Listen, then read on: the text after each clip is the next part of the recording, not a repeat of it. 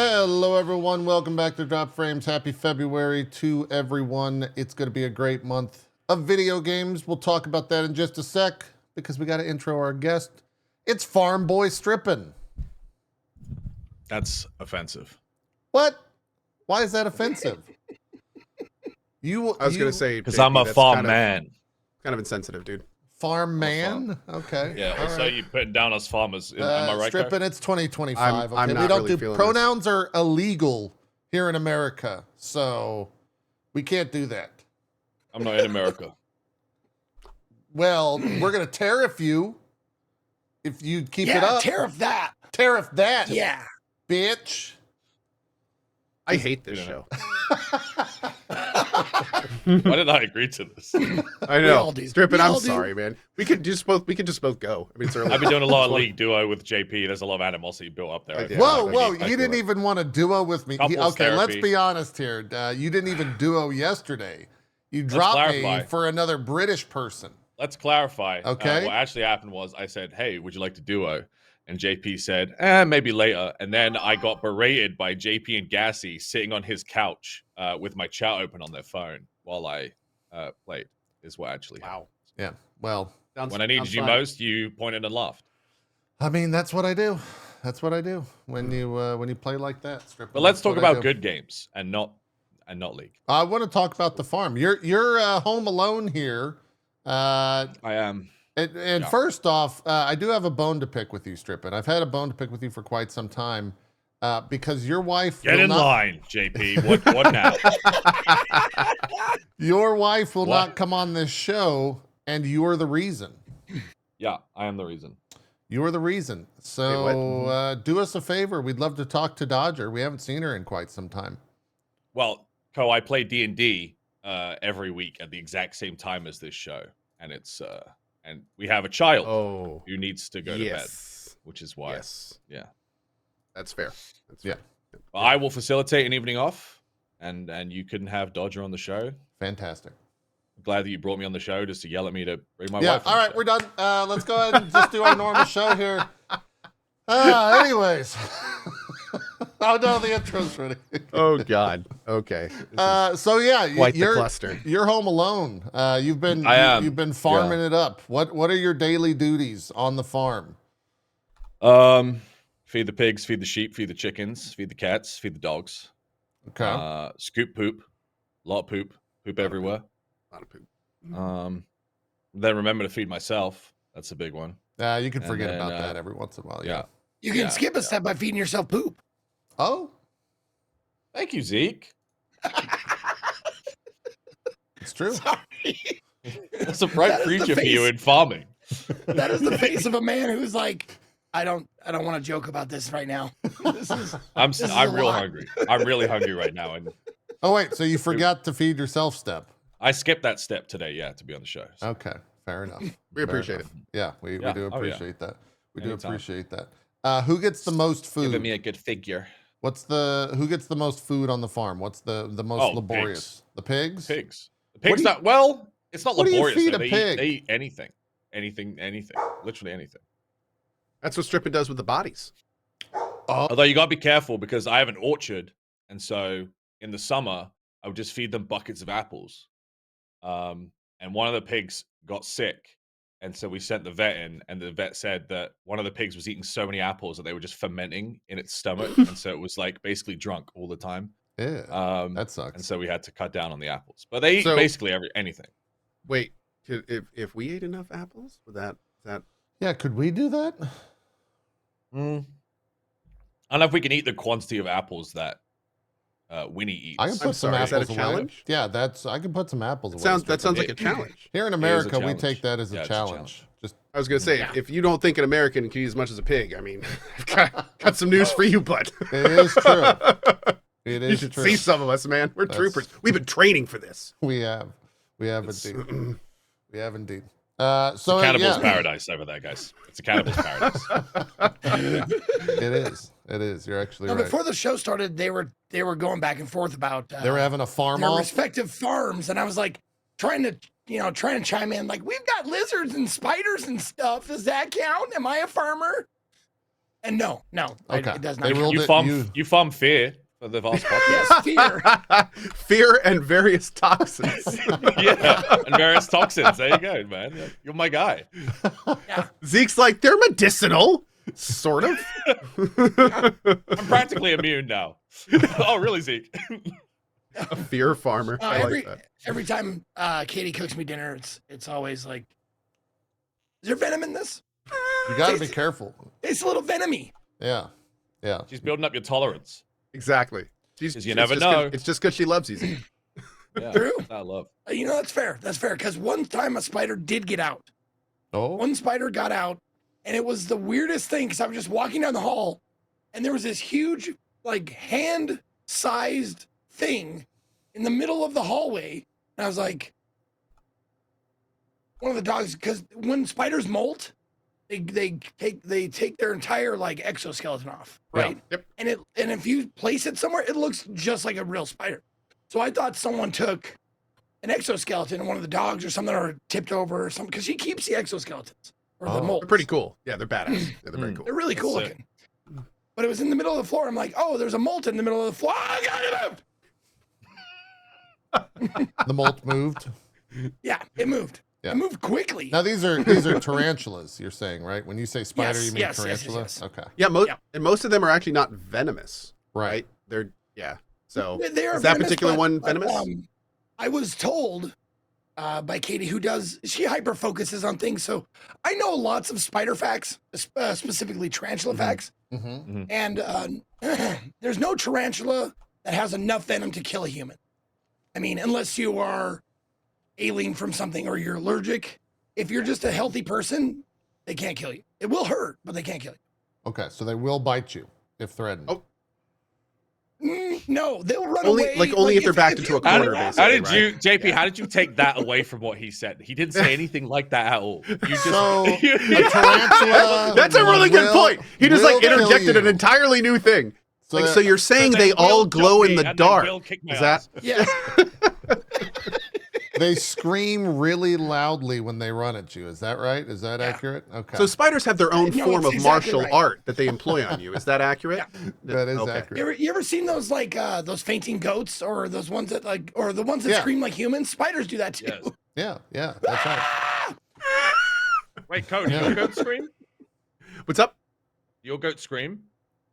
No, they don't. They just sleep a lot and eat anything.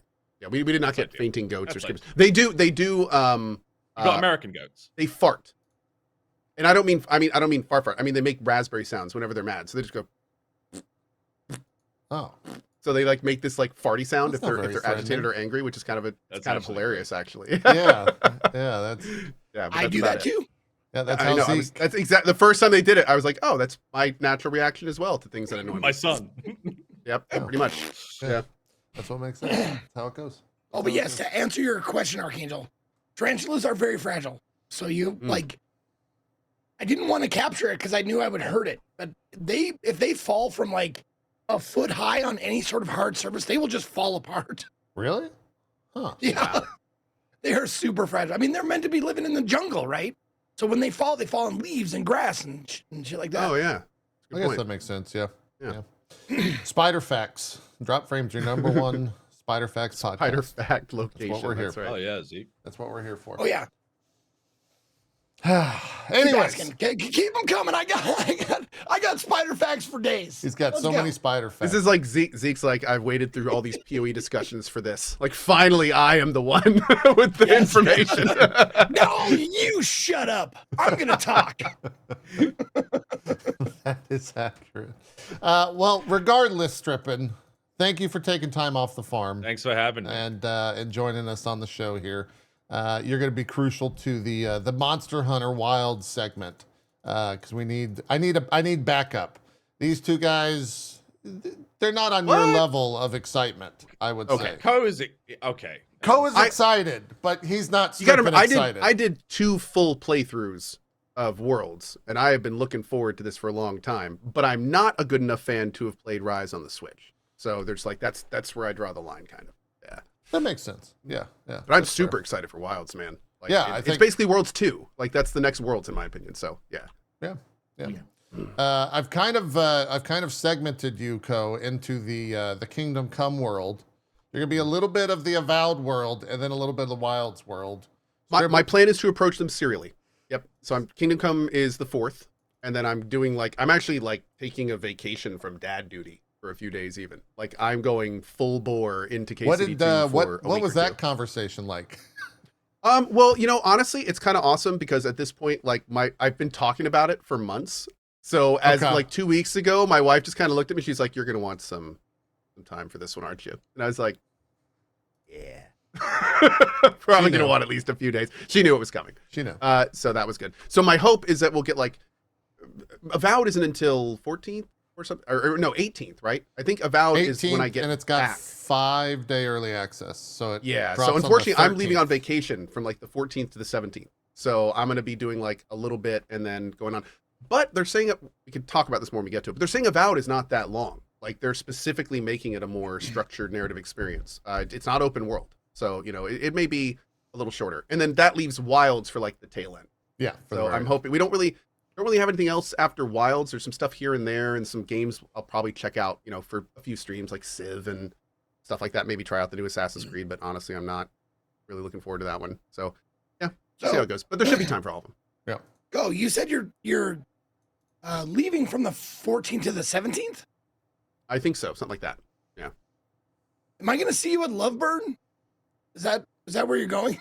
No, I'm Are taking you going the to kids. Miami? Am I going to see No, you partying out there? Him and the family, they're getting in a car. They're Banana going all the way to hammock out. Miami. Well, Yeah. I mean, Got your yes, glow but sticks? that was about give me 10, 15 years ago, Zeke. Hey, but you're no, never too old. not wrong. Not Oh, wrong. Zeke, you are too old. Don't tell him. Don't tell him. Sorry. Strippin becomes the voice of the reason of the show. Forget I I said love anything. it. Yeah, I love it. I party as hard, just not as much. Nice. No, we're I'm doing in bed by 9. But from Good 8 man. to There 9, we go. I am out there doing it. hell yeah. Bed by dude. 10. In bed by 10. Yeah. Yeah. No, we're doing a taking the kids to a big event area. Something they've been wanting to do. We did the Baltimore Aquarium recently, so they're super into that kind of stuff. So we're taking them to another thing like that, and then we're doing Disney World next month or in March. Oh, it's gonna be- is that the it's gonna first be- one? The first trip? For them. Yep. Oh, The first one's shit. towards the end of Okay. March, so it's gonna be a thing. That's Yeah. that's a big We deal. got a little bit of time off, but even with that, I think we should be fine getting most of the big stuff done. Yeah. That'll be a fun trip. That'll be a fun Yeah, man. trip. Both for you and the kids that play. It's a good time. It's a good time. Let's go through news first, and then we can kind of preview February. That's going to be the main chunk of the show. We'll talk about everything that we've been playing. It is a slow news week, as most weeks were in January, at least in the video gaming world. We'll start off with some rather sad news, and we actually have personal connections because I think he did sub notifications for a ton of people. Yeah, On few of us, Twitch. I was- Yeah. But Wayne June unfortunately passed away. The Darkest Dungeon Twitter tweeted this out 3 days ago. I didn't realize that it was 12 years ago since that game started, I guess, with the first trailer. But yeah, unfortunately, he has passed away. Wayne June. How does it say? They didn't say how old he was. From what I heard, he was 70 years old. Okay. So he was an older gentleman, but I don't know if they've actually announced the cause of death. Cause of death. Yeah. Yeah, I was kind of curious myself. Yeah. I'm trying to find. I'm pretty sure it was relatively unexpected, unfortunately, because Wayne was. I reached out to Wayne a while back for DD2 to do because I have a bunch of voice notifications all on my channel for all sorts of stuff, and I reached out and I was like, "Would you make us a voice pack?"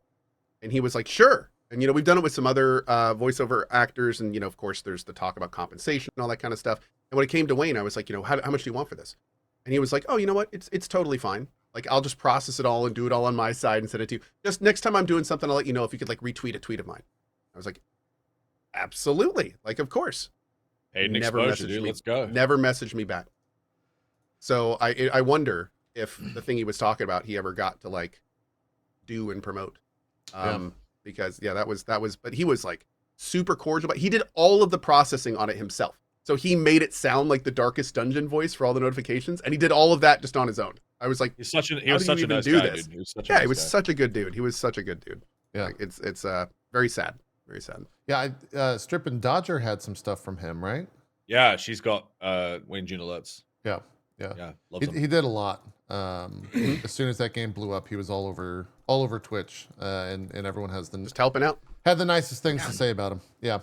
So very, and very it sad. bears mentioning that, like, when he sent out all those voice tracks for all the streamers, myself included, we didn't get charged a single thing. It was just Nope. like Yeah, it was just part of full fun. I don't know if it was like, I would imagine Red Hook compensated him, but like they never asked us for anything. Like, here you go, here's some voice shit, or would you like some? Okay, you would. Here you go. After a while, it was Yeah. great. Yeah. Very, And it very was like sad. a bunch. It was like 50 or 60 streamers, wasn't it? Mm-hmm. Whole bunch. Yeah. Yeah. So moving along from that, what else here? Ubisoft has announced a studio closure. It laid off 185 staff. This was based in the UK studio in Leamington. Do you know that? Do you know what that is, Strippin? Do you know Leamington? Leamington, yeah. Leamington. Okay. Yeah. Thank you for correcting me. One second. Yeah, 185's jobs across the business. The staff will be retained under remote contracts. Additionally, Ubisoft offices in Dusseldorf, Stockholm, and Newcastle-based Ubisoft Reflections will be downsized. They said in a statement to Eurogamer, as part of our ongoing efforts to prioritize projects and reduce costs that ensure long-term stability at Ubisoft, we have announced target restructurings at Ubisoft Dusseldorf, Stockholm, and Reflections, and the permanent closure of the Ubisoft Leamington site. So, unfortunately, this should impact 185 employees overall. We're deeply grateful for the contributions and committed to supporting them through this transition. There's a bunch more on the interview over at Eurogamer if you want to check that out. But yeah, just another thing. Ubisoft cruising into 2025, not doing well at all. Yeah. And dude, there's the latest controversy over AC Shadows. I don't know if you guys have heard about this, which is like, I have to admit, this one caught me off guard. So basically the latest of, what are we up to now? 30 or 40 different individual controversies of this new game. The latest one is apparently you can go to historical Japanese shrines in the game, and there are destructible components of them. So now they're yelling at them because they feel that they are dishonoring Japanese culture by allowing people to go and like destroy parts of these shrines. But what's hilarious I'm is hoping you're these about same to say people would probably be complaining if they made it so you couldn't. Yes, thank you. Thank you. So it's really like a damned if you do, damned if you don't. Because the part that's hilarious about this is they're like, oh my God, you can destroy the shrines, and that's so offensive. Yeah. That's right. You could destroy the shrines, but are you going to? You don't have to. Exactly. Like it's just They destructible made the shit in a decision game. to destroy the shrine, and then they were like, look at this. You could have just not destroyed it, man. Like it was. It's like you walk down the street and shoot someone. It's like someone murdered this man. Yeah, Who would have exactly. done this? Like it's just it's so. But the point is, it's kind of like I don't know. I can't imagine, or I can't. There's been so many video games where that exact thing has happened and no one has said a word. Yeah. Like games where you can go into churches and destroy various stuff around them, and like Totally. that's totally normal. So it is pretty funny to see at this point. They will go after anything. They're desperate. Like They're about it. desperate. It's not that they're desperate. They're obsessed. The issue Yes. is that they're obsessed. Yeah. They have so many different like low hanging fruits they can go after, and it's just wow. It's wow. Yeah. I'll tell you pretty this: wild. if it were me at Ubisoft, I would make that the only destroyable item, like the only destroyable environment in the game. Well. would be Here's those. here's where it to gets be a little. Ow, bitches! Ubisoft. Here is why they would never want to do that, because they are already and have been for months now been backpedaling, trying to make people feel comfortable that they're not insulting stuff. So like they're treading a very fine line with the game in general, with just like what they're doing in it. And like it's kind of a similar situation to like Tash and Dragon Age, where it's like you got to do this right, or people are going to get real mad. And the problem is that it seems like more and more that they may not be doing it right, like not the best ways they could have. And like some of the kind of like reasoning they're using for stuff doesn't really jive, and it's not good. So that the whole reason I'm saying this, that controversy that just came up, as it seems kind of ridiculous, kind of feeds into the whole narrative that the game is attacked for right now. Like it's all the same angle. Yeah. So yeah, it's going to be real interesting to see what happens when this game releases. Yeah, that'll be a that game was delayed. It was originally supposed to launch this month, but it was delayed till March. And wasn't 20th? it delayed? Wasn't it delayed to the previous date as well? Isn't that the second delay, or was that the first? I believe this. I think it was supposed to launch originally in 2024. Yeah, that was the second delay. Yeah, then they delayed it to February, and now they delayed it again to March. Mm-hmm. Yeah, they're supposed to be out in October last year. So, yep. Oh yeah, Code. Speaking, which Assassin's Creed was it that you got the statue for? Is that? Oh, I want to say it was Origins. It was Origins. It was the big one, right? You Origins got or like the big Odyssey. statue. Yeah, the one that had it's like with the bow Yeah, and everything. yeah. I think I got 2 of them. Okay. So honestly, the statues were fantastic. They put out they were great. They put out the statue for Shadows. It's a giant samurai helmet that Yasuke wears in game. I think it's like 400 or 500 or something like that. Honestly, at this point, I wouldn't want any more AC stuff in my collectors. Yeah. Well, those 2 are fine. You know, those games were fine, but like kind of done. Yeah. So yeah, Ubisoft, 185 staff laid off. We'll see what happens with Shadow. I'm sure that won't be the last controversy between now and launch for that game. In about they keep delaying it. days. Just more time for controversy. Just put the game out, guys. Yeah. Yeah. Oh my lord. What else do we got? This is just a headline. I know nothing about this, but I am going to read the headline because it's rather interesting. Japanese developers on Steam cannot receive revenue from adult games due to Japanese banks blocking the transfers. How is this a new thing, though? Wait, not only how is it a new thing, how is that legal in any way? Like, what is the basis for that? I guess it's quote been revealed this week. So, politician. Dude, I know adult content creators have trouble with banks and stuff. Yeah, for sure. Yeah. Oh, they are allowed to deny you because they're not like a government thing. It's not like that. They're a private business and they can refuse service. Does Japan have like ultra hardcore rules on ultra hardcore? Like, is there a sex related thing that could be going on here? That I don't know. I'm reading on through the article. It is apparently a comprehensive decision based on laws. Oh, wait a second. The games are censored under Japanese law. Oh, can you not? So are they not giving them money for games that they couldn't legally be selling in Japan? That's what it sounds like. Because that could be a thing. Yeah, it says I could kind of see banks not wanting to deal with that. That could get the bank in trouble. Like I don't even know. I how guess that would work. it's kind of like being an arms dealer and then trying to like use the bank. Huh. And they're like, So, this website's reporting, it says, in a hearing with the FSA reported on by GameSpark, the banks gave a vague answer saying that it's not only because the games are intended for adults, rather it is apparently a comprehensive decision based on laws such as the Act on Prevention of Transfer of Criminal Proceeds and the Foreign Exchange and Foreign Trade Act. yeah. And then there is a Japanese politician that's arguing that if these are legal disclosed transactions, then they should be granted. He's currently working with the FSA and the METI to try and find a solution to this issue. So they're just treating it like drug money. Yeah. Like, no. It seems that Japanese banks are now becoming a problem for Japanese creators too, considering that Japan is positioning anime and video games as its core industries for economic growth. This move by Japanese banks seems counterintuitive.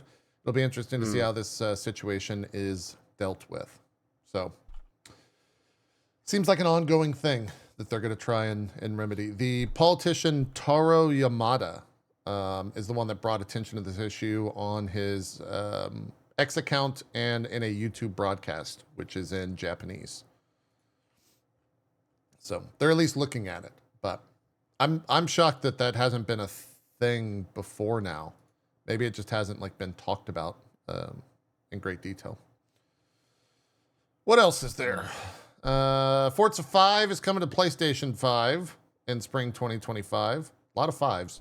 I think that's the first big Xbox exclusive that'll be making its way to PlayStation. So that got some news about it. We can talk a little bit about No Man's Sky, I suppose. They had a big update. The Worlds Part 2 update came out this past week. Ko, I know you've been jumping back in. I've seen a bunch of other creators as well jumping back in. You started a new playthrough, right? Yes, I did. I started from the very beginning. How is that going? The game is freaking wonderful. It's like I played it relatively, not fully, but I got pretty far through it. Got like a living ship and stuff when I played it a few years ago. Okay. And I was kind of waffling on if I was going to play the Worlds 2 update because there was a lot of stuff in it, but not a huge amount of content stuff. Just like brand new worlds, new graphics, things like that. There was some new QOL stuff that really interested me, but not generally enough for me to do like a whole new playthrough. But I said, you know what? It's been a couple years. So let me just start one and see if there's enough new stuff, keep me interested. Killing some time before K-City 2. Great time to check it out, right? Well, that's now turned into like a 12 to 15 hour adventure. I now have like 7 different things I'm working on. We're working on getting a new Sentinel ship now. There are so many new things in this game since I played just a few years ago. On the 3rd or 4th planet I ran into, I almost got eaten by a sandworm, like an actual Shai Halud. That was fun. Huh. You can build your ships now. You don't just have to find them. You can actually find ships, break them into pieces, and then build new ships. There's cool. fishing. There's an entire fishing thing. They've added a ton new QOL. Like I said, there's a whole Sentinel quest line. There's a pirate quest line I never did. There's a new expedition out. There is a huge amount of stuff in this game, and a lot that I had not done before and still haven't done. I'm going to be working on it over the next few days. But Yeah. it is. I put up a tweet about this. It is arguably at this point like the best time to start playing this game. And that's because Worlds 2 was kind of a bookend on some of the tech and everything that we're going to be seeing from Light No Fire, which is the game that they're kind of really working on soon. And since we know they're going to start really working on Light No Fire soon, we'll probably get some more content upgrades for No Man's Sky, but, they're focused. Like he even mentioned that one of the reasons we're seeing, he being Sean Murray of No Man's Sky, the lead guy, even mentioned that one of the reasons we're seeing these updates in No Man's Sky is because they're making so much awesome tech for Light No Fire, their next game, and they want to bring it to the No Man's Sky audience while they're working on Light No Fire. So that being said, I'm sure there will be content updates, but at this point right now, there is literally hundreds and hundreds and hundreds of fun content to do. There are multiple main quest lines that will carry you through the whole game. All of the features are working well. Everything runs nicely. Like it is a glorious time to start this game. Would you say if you like bounced off of the game because of the core loop, the core gameplay loop originally, that it's changed enough that you'll actually find something to enjoy about it this time? We have talked about this a lot. And Yeah, the that's short like the answer ongoing is convo. 100%. And the reason being, and this has kind of been the mantra that I've been talking about in this game. This game is vast. And in many ways, it's very similar to Path of Exile, where it's been in development for so long that there are so many horizontal things to do that it's so easy to log in, play for an hour, and be completely overwhelmed by all the different mechanics and systems and things that you're seeing. So here is what I tell people, both brand new players and returning players. Just like when you play Warframe, there's that really nice codex that tells you all the missions to do, and you always know to go there if you want to know what's next to do. That is exactly what the 3 primary quests are in your log. Every single time you are looking for something to do, where to go, what to do next, if you go to your log and look at those first 3 quests, one of them will almost guaranteed have a specific thing for you to do to progress. And that will either take you to a new mechanic or a new system or a new area, which will then expose you to new things that you can either do or not do. But the short of it is, if you want to play this as like as less of a sandbox and more of a like actual game, look in those first 3 quests and you will always find something to do. Cool. Always. Okay. It is the place to go. Yeah, it's one of those ones where I've watched a little bit of you playing it this past week. Burke's been playing a lot of it. He's got like a massive base. I think he's using an ongoing save. And so Yeah. he had stuff already built up. And they've got drops. And I think that the new expedition is launching this coming week. What is I think it's coming. I have not done it. What is an expedition? What does that mean within the in the game? What does that mean? So this is super cool. So expeditions were kind of a Hello Games answer to people that wanted a more story-focused experience in the game. They're basically like small, contained scenarios. Oh. And by finishing them, then you will get items and currency and stuff that you can spend on your main character. You used to be able to have like start a new game and do all sorts of stuff, but now you don't even need to do that. You can just like jump in. They're like 5 hours worth of content in some cases. Okay. And then when you're done, you get all sorts of rewards for your base character. Got it. Okay. Watching you mine that Yeah, node kind of there like just seasons in hypnotized me. RPG. I nearly blacked out. I wasn't looking. I'm glad you said it, Strippin, because I was like, that looks satisfying. Dude, that's what I was thinking. Oh, you're talking about the red thing. Yeah, he's talking about the Yeah, red you thing, were like yeah. mining Yeah, it, and I was like, oh. Dude, the mining in this game is so satisfying. It's basically it's very similar to like Minecraft, except your blocks are micro. So it's like you get and you use like actual orbs and to pick. You can have like very small, medium, or large. You can clear one of those things out in like 5 seconds, or you can drop it down to super tiny to get more of a resource, and then spend like 10 minutes meticulously clearing out the whole thing. Oh, that's kind of cool. And getting tons of resources. It's a very cool system. Is that is there still progression in terms of your tools and everything? Oh, completely. There's not only progressions in terms of the tools. Now you can have multiple tools.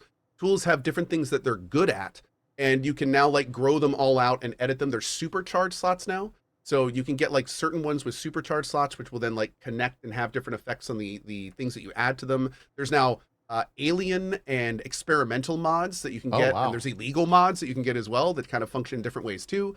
Yeah, there's a lot. The inventory, I saw something in the video they pitched where there was some inventory improvements. Like what sorting. have they done? They added sorting. Like they actually put shit. inventory sorting in, which is fantastic. So now anytime you open the inventory, there's different buttons on the left which will actually sort your inventory. Oh, wow. We confirmed today there's a weird bug with transferring to storage stuff, but they have improved that as well. So there is a lot more QOL for that stuff. Yeah. That's good to hear. Yeah, the inventory was always one of my biggest complaints about it. So I might jump back into this before. It's worth it, man. I guess before Avowed. Yeah. It looks like it's a pretty good. If time. you're not playing KCD2 or don't plan to, I don't plan like, to. Yeah, so I would say it's a great time to jump in for the next couple weeks. The viewership on it is fantastic because of the drops program, and also just the community, dude. Like it's got a really good one. Over the last half year, I have played some games where the chat has not been great. Oh really? Yeah, I know. This game is the actual opposite. Like streaming this game is a freaking joy because everyone that is watching this game loves the game, loves the devs, loves the situation, is interested in getting back in or playing it. Like it's awesome. it's literally a hurricane of positivity, and it's wonderful to be in the middle of as a streamer. Fantastic. It's a great time for this game for sure. I'm gonna have to check it out. Oh man, what did you build this ship? Why do you have this ship? Because I don't like how it looks, but there's probably something crazy knowing you that why you have this ship. Okay, this ship was a Twitch drop. that apparently I got a long time ago, and it's really nice. And for the next 2 days, by the way, they're doing a Twitch drop for an A-class Explorer. So definitely, like, if you're interested in playing No Man's Sky, like, be watching some No Man's Sky streamers, because all you have to do is basically watch them for a while and then go to the anomaly, and there's a vendor right to the right, and you go talk to him, and one of his options is Twitch drops. And you can just like claim a 29 million credit ship that you watch from Twitch. Damn. So it's a great way to get some starting creds, and it's super easy to do. I think it's only like until today, though. In fact, yeah, you have to watch 3 hours for the ship, and I think it's just for today or tomorrow. But they've been doing new drops each day, every day. So they may actually have another couple days. I have to look. They're doing a huge drops promotion. 3 hours for the next 6 hours. Oh, I might have to stream this after the show then. Yeah. Or load. Dude, we could do this instead of League, and it'd be so much healthier for relationships. Oh my god. You would actually become better people. Wait, hold on. I'm not kidding. You would become better people. Are we playing League after this? Is that what you're saying? No, I'm just saying. All in general, I heard man. was, We've been doing hey, do you want to play League after this? I feel like this would be a way better vibe. We'd probably be better people, Strippin. We would probably our skin would get better. We'd get better blood test. It would just be a better life, really. Yeah. At the end of the day. Look how pale my skin is because of I know. I know. I Or walked outside of I it. walked up and talked to this guy, and he like said a whole bunch of stuff in a different language, and I was like, oh, he wanted me to either give him ferrite dust or carbon. I was like, oh, I don't know, I'll give him the ferrite dust. And I gave him the ferrite dust, and it was like, oh, the robot puts it in his body. The light goes out. You can tell his spirit has left the shell. He is unresponsive. You killed him? And that's the end of the encounter. Whoa. And he just sits there with his head down. And I was just like, did I just kill that guy? Like, what the hell? Jeez. But if you scroll back, you can see him. He just like puts his head down and turns off. And it's like, oh, I guess that was the wrong option. Oh yeah, That right was the here. right Yeah. option. Yeah, I guess. Yep. Did you, You have you totally done any killed that co-op? guy. I have not done any co-op, but I have heard phenomenal things about the co-op. So Okay. apparently it was not super easy back in the day, but apparently now it is much easier to join with the anomaly. You can sync up easier and like, also very cool. A lot of the missions and expeditions will now like automatically put you in systems with lots of other players. So if you do like there's a mission right now you can do to go like kill 12 aggressive flora or fauna. Flora are the plants, right? Flora. Yes. So, and when you do that, it warps you to a system for free.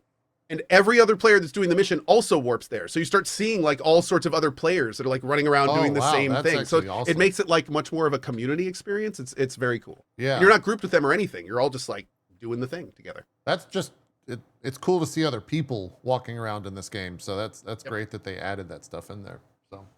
So going back to the ship, by the way, something kind of fun. So I hate the look of this ship, and it's a cargo started ship. to So say it drives like a bus. It's terrible. So one of the things I wanted to do was get a new ship. So the way that I'm doing that is they've put in these things called dissonant planets. And if you go to them, there's sentinels that have been corrupted, and you have to find these giant drills and kill them for various pieces of this echolocator. And then when you get that, you have to go to a different system to find a crash site, and you can get a sentinel ship, which is like these new badass looking ships with like giant like red lines across they're super badass. So that's like a whole new thing you can do too. And apparently those ships are great. I'm going to be working on that tonight, I think. Nice. Well, you've sold me on it. I'll probably be checking this out here pretty soon.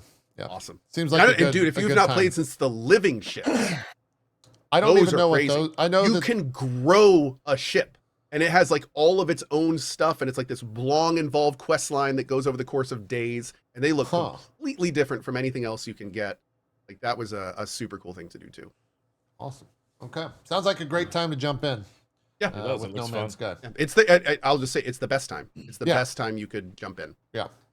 So It seems that. just selfishly, I have to know, is there a like overarching goal? Like Yes. RimWorld has an overarching goal, even though you don't have to do it. You know what I'm saying?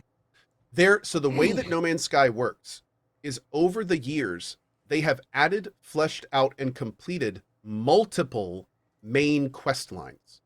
So if you remember back in the day, you remember the Man vs. Game stuff, Zeke, from Yeah. way back when? That was the first main quest, and it was to get to the center of the universe. Well, and you can still do that. You can absolutely still do that's still in the game. That is a main quest you can do. Then they added in the stuff with the Atlas, and that explores this whole other side of the game, but it has a culmination as well. Then they added in other stuff. So basically what you've got at this point is there's almost multiple main quests. When I was talking earlier about when you always need something to do, you go to those 3 top primary quests. Those are essentially 3 different main quests that you follow, and they all have a finality that you can do. You can do all of them too. Okay. So it's like it. But if you ever want that backbone, if you ever want less sandbox and more traditional RPG beginning to end experience, you just focus on those top 3 quests, and it will carry you through all sorts of interesting, fun things to do. You gonna check it out? I mean, Zeke? you're selling me on it, dude. I Yeah. don't know if And you're then- getting paid for this, but No. And then on top of that, there's the expeditions. And every expedition is its own contained story. So if you want to play No Man's Sky for 3 to 5 hours and have a fully self-contained, you're starting as a new character, you are getting a whole story experience, and then at the end, you get a bunch of shit transferred to your actual main character. You can do that as well. Now, I do think that they limit the expeditions, so you can only do certain expeditions at certain times, so it's not like you could just do all of them. But they do come back, I believe. And chat will have to help me out here because I don't know exactly how this works, but I think every so often they bring back old expeditions and you can do them again and stuff. So Okay. This guy's influencing me. Yeah, no, I think we're all being influenced to play. No, Yeah. We're being influenced right now. yeah. I love games that this game is one of the biggest success stories in gaming. Like the better it does, I I'd feel agree like the with that. better all of us do. Like it's just, it's just awesome. Yeah. And no, for the record, I've never done any. I don't think anyone. I don't think has they've there ever done a been sponsored sponsored stuff. Or no, stream. yeah, I don't think there's never been referral links. There's never been, They just do drops every time. and drops are just anyone who streams it. Yeah. So it's yeah, you know, it's, yeah, that's exactly right. It's not specific. Did Sean stop interviews after all of that BS? Like, has he been? I wonder if he's open Sean is to super active on Twitter. Yeah, And he has absolutely had some very, like, candid tweets about stuff that's happened over the years that have been cool. But I think he did some Light No Fire stuff.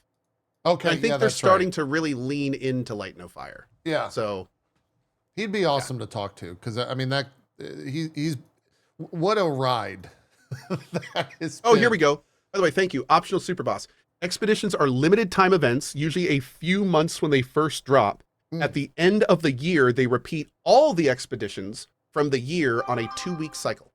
Oh, so if you miss it, you can still get it. Cool. Very cool. Cool. Yeah. And real quick, how many expeditions are there total now? I know there's like more than a few. Yeah, that'll be something to look at. Yeah, cool stuff. Cool. Eventually, dude, they keep this up in like 20 years. It's just gonna be a year of expeditions. Just like a whole. Guys, we're sorry. We don't actually have any room for any more. Oh, there's Just in the 16. permanent- Yeah, there's a lot. Well, the Okay. game's been out a while, right? So that makes sense. If they put what 2 to 4 out a year, like So wait, when did they Dude, start doing the last time I two, played the this one was per 2 week? 2018. yeah. So the first 4 months of every year is just the. Yeah, I was previous gonna say, do they expedition. start in April, like, and then every 2 Yeah. weeks there's a new one? Like, that's so many. Oh my lord. Yeah, lot of content without question. How cool. It was moving stories. Oh, they only do that years repeated at the end of the year. Oh, okay. Oh, So wait, okay. so how do you play the others? So there's an expedition right now, and they're going to do this for a couple months, and at the end of the year redo it. How do you do the other 15 expeditions? Might not be able to. Are they just Do gone? you just gone? not? That's interesting. You miss out on the older ones. Wow. Oh, that kind of sucks. Some of the expeditions haven't been available to repeat for a while now. That's interesting, dude. They occasionally do legacy expeditions. I recently got my Normandy from a legacy expedition. Oh, cool. Okay. Huh. Anyway, all right. I've You got a little FOMO. You're off about this. Yeah, they got a little FOMO with the game. Yeah. Anyways, I was looking through the news story, and it was. I usually the process is I go by like sorting for the top stories this week. And it was interesting because you mentioned Path of Exile 1, and I remembered like, oh my God, that's right. There was like massive news in the Path of Exile world, but it's nowhere, like it's not even in the top 20 stories on the site that I usually get it from. So it kind of blew my mind. But the big news, and it is actually like massive news, it sent ripples throughout the entire community of Path of Exile. They came out and said that the Path of Exile 1 patch, I think it's 3.26, which was supposed to be December, and then it was supposed to be delayed, and then we thought it was going to be February. Now they've just straight up delayed 3.26 indefinitely to focus on Path of Exile 2. So the promise of like, hey, we're going to be able to work on both games, we're going to put out content for both games, has been already falling apart. yeah. And it to say that community is I don't know if there's a way to describe how upset they are about it. I mean, the community is very vocal to begin with, and they are very vocal about this decision to focus on PoE 2. And this video, Jonathan Rogers was on YouTube doing this for about a 4-minute video. Very candid, very What was their reason? transparent. Yeah, when you say candid and transparent, is he basically, and I haven't seen this video yet, is he basically saying like, hey, we realize that we're just not giving you what we said and we're sorry anyway? Yeah, Like how that's pretty much. I'm looking at the different quotes here. He says, after Christmas, we really had to admit something to ourselves. Most of the work on PoE 1 is going to be paused because the team needs to fix the most severe deficiencies that PoE 2 has before we could take our eyes off of it. Okay. So they're focusing on PoE 2 because the problems are super apparent and they don't want to like go and create new things for PoE 1 when the problems are staring them in the face for PoE 2. That's fair. Also, like I gotta admit, I'm surprised that they even considered turning on the dual release thing before PoE 2 is in 1.0. Like that. I mean, they're in hardcore production for PoE 2 right now. Like I could totally understand it once it's in expansion mode.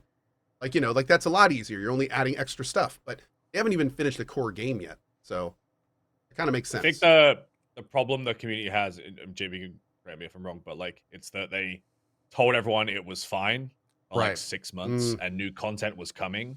And then like 2 weeks before the new content was supposed to drop, they did this message. So people are like, if you'd have told us months ago, it would have been fine. But you communication kind of led us on. Yeah, they got led on a little bit.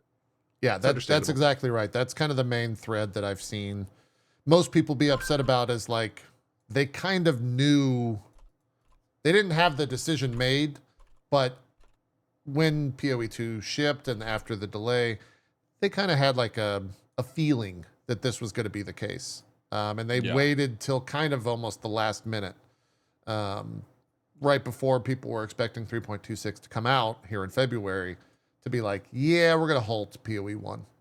Yeah. So you know, that actually makes a lot of sense. Especially, I mean, there's a lot of people that have played PoE 2 and decided they like PoE 1 more.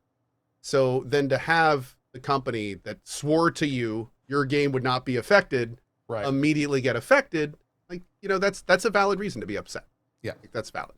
Yeah. So man, the Reddit specifically, which is a large portion of that community, was very upset about the whole process and is still upset. And a lot of the more interesting aspect that I saw is a lot of the like hardcore Path of Exile content creators and players, they all prefer PoE 1 to PoE 2 for the most part. And so now with that game, you know, kind of being quote unquote dead for now, till whenever they decide to actually push that next content, they're a little bit upset. And I think also those content creators that, you know, rely the PoE 1 or the Path of Exile only players, streamers, content creators that rely on that rejuvenation every 3 months, that sucks even more because like, what do you do now? Like if you're not having the new, are you waiting for the patch? Like, how is that gonna? And that's gonna lead to the really like uncomfortable situation where you see like PoE 1 creators who are not that fond of PoE 2 streaming it just because they know it's what they need to be streaming at the time. Right. And it's like then you're gonna get a lot of that kind of innate negativity in that community. Yeah, the animosity that builds up. Yeah, dude, that tension. Yeah. It's really unfortunate. So not the best situation after that video came out. And I feel like one of the things we talked about when this came out is there's only like so much, even with a community like PoE, which I think maybe more so than, I don't know, to make up 90% of game communities everyone loves GGG more than like 90% of the game communities, right? Like that company is beloved. Yeah. And you can only do this so many times before you start to tarnish that and it starts to chip away at that. And they already did a couple times. Right. So it's like this is not the first time. Fourth, yeah, exactly. So there is no question at this point that they are eroding some of that. It's not a CD Projekt Red situation by any means, but this is a more like tiny chips kind of thing, you know. Yeah. So yeah. That being said, PoE 2 has also been super successful. So it's brought in a whole new people. This is just my ignorance, and no, it's when we're talking about games, don't worry about it. He said, this is just my ignorance, but why are they still focused on making new content for PoE 1 if they have PoE 2? That is a good point. But here's the thing. The entire company is built on PoE 1. So if they were to just jump to PoE 2, especially considering now there's more and more people coming out saying they prefer the first one, like they would be in many ways cannibalizing their audience in a Yeah. huge way. They'd also be getting a huge amount of people extremely angry. And also, PoE is not a normal product. It's a living product. And it's still alive. So I don't think they want to kill it, because that's a giant, I mean, that's not only hundreds of people's jobs, to put it bluntly, but it's also a giant revenue stream for them. So I think in their mind, they see PoE 2 more of as an additional revenue stream than a conversion of one to another. Yeah. They're also wildly different games. If you haven't played both, you probably don't know this, but PoE 1 and PoE 2 play totally differently. So PoE 2 is much slower, more methodical. It's, as a lot of people say, it's harder, especially at the beginning. PoE 1's a different beast. It's a night and day experience. Much more fast, much more Diablo style, killing hordes of enemies. The only real hard stuff you're going to fight is bosses, and even they aren't very hard. So it's a very different flavor. Yeah, and people have preferences, very big preferences. Also, that MTX model makes it really hard to just be like, hey, yes, PoE 1's gone. Like they can't. They have to port over all that stuff to PoE 2. There are people that will remain nameless that have spent thousands of dollars on PoE. Hey, hold on. You can't do this as well. You can't do this. So, that's you as well. What are you talking about? That's crazy. But so it's, there's people that would be pretty frustrated if they were to just decouple the whole thing. Yes, someone in my chat had a good point of like being beloved as a developer. Just it holds you to a much higher standard. Totally. Like yes. There are a lot of developers that aren't beloved, and people just accept the fuck ups. And I think that's definitely a big part of it. Also, there's rewards to be gained from being beloved like that, and that's exactly constant positive press. It's a double-edged sword. Yeah, you get the huge benefits of having a community behind you, but the second you mess up, you've got that many more people that are like, "We thought you were the chosen one. What's going on? Like what's wrong? What's happening?" Yeah, I don't know if any of you grew up like as the oldest or the youngest sibling in your family, but a friend of mine was the youngest sibling in the family, and he told me one day, he goes, this was in elementary school, the oldest sibling comes to him and he goes, don't get A's right away, just get C's, and then when you get an A, you're gonna be dad's favorite. Because I fucked up and got A's, and when I got a B, I got in trouble. So just get C's, and then get the random A here and there. Dude, wait, hold on. Was this like I'm a the time oldest kid. traveling Zeke or something that was like, look, kid, I know how this goes. He's like at a restaurant, and some dude just walks up in a trench coat, and he's like, "Hey, just get C's, okay? Don't ask." I'm the eldest of 5, and I was like a normal kid. And my brothers after me were so badly behaved that if they were normal, they used to get like letters home, and my parents would put them on the fridge, being like, your son didn't stab someone today. Like, great job. And they would put on the, and I'm like, how is my brother getting like certificates on the fridge for being me? But I'm like, if I act out, if I have a bad day, dude, it's like, we expect better from you. It was just this weirdest double standard as the oldest. I could totally relate to what Zeke's saying, dude. Yeah. 100%. No, it makes sense. No, my youngest brother is 12 years younger than me, and I moved out like when I was 18. Yeah. And I come back home and I see my littlest brother telling my dad to fuck off. And my dad was like, you don't talk to me like that. I'm like, kill him. You would have killed him.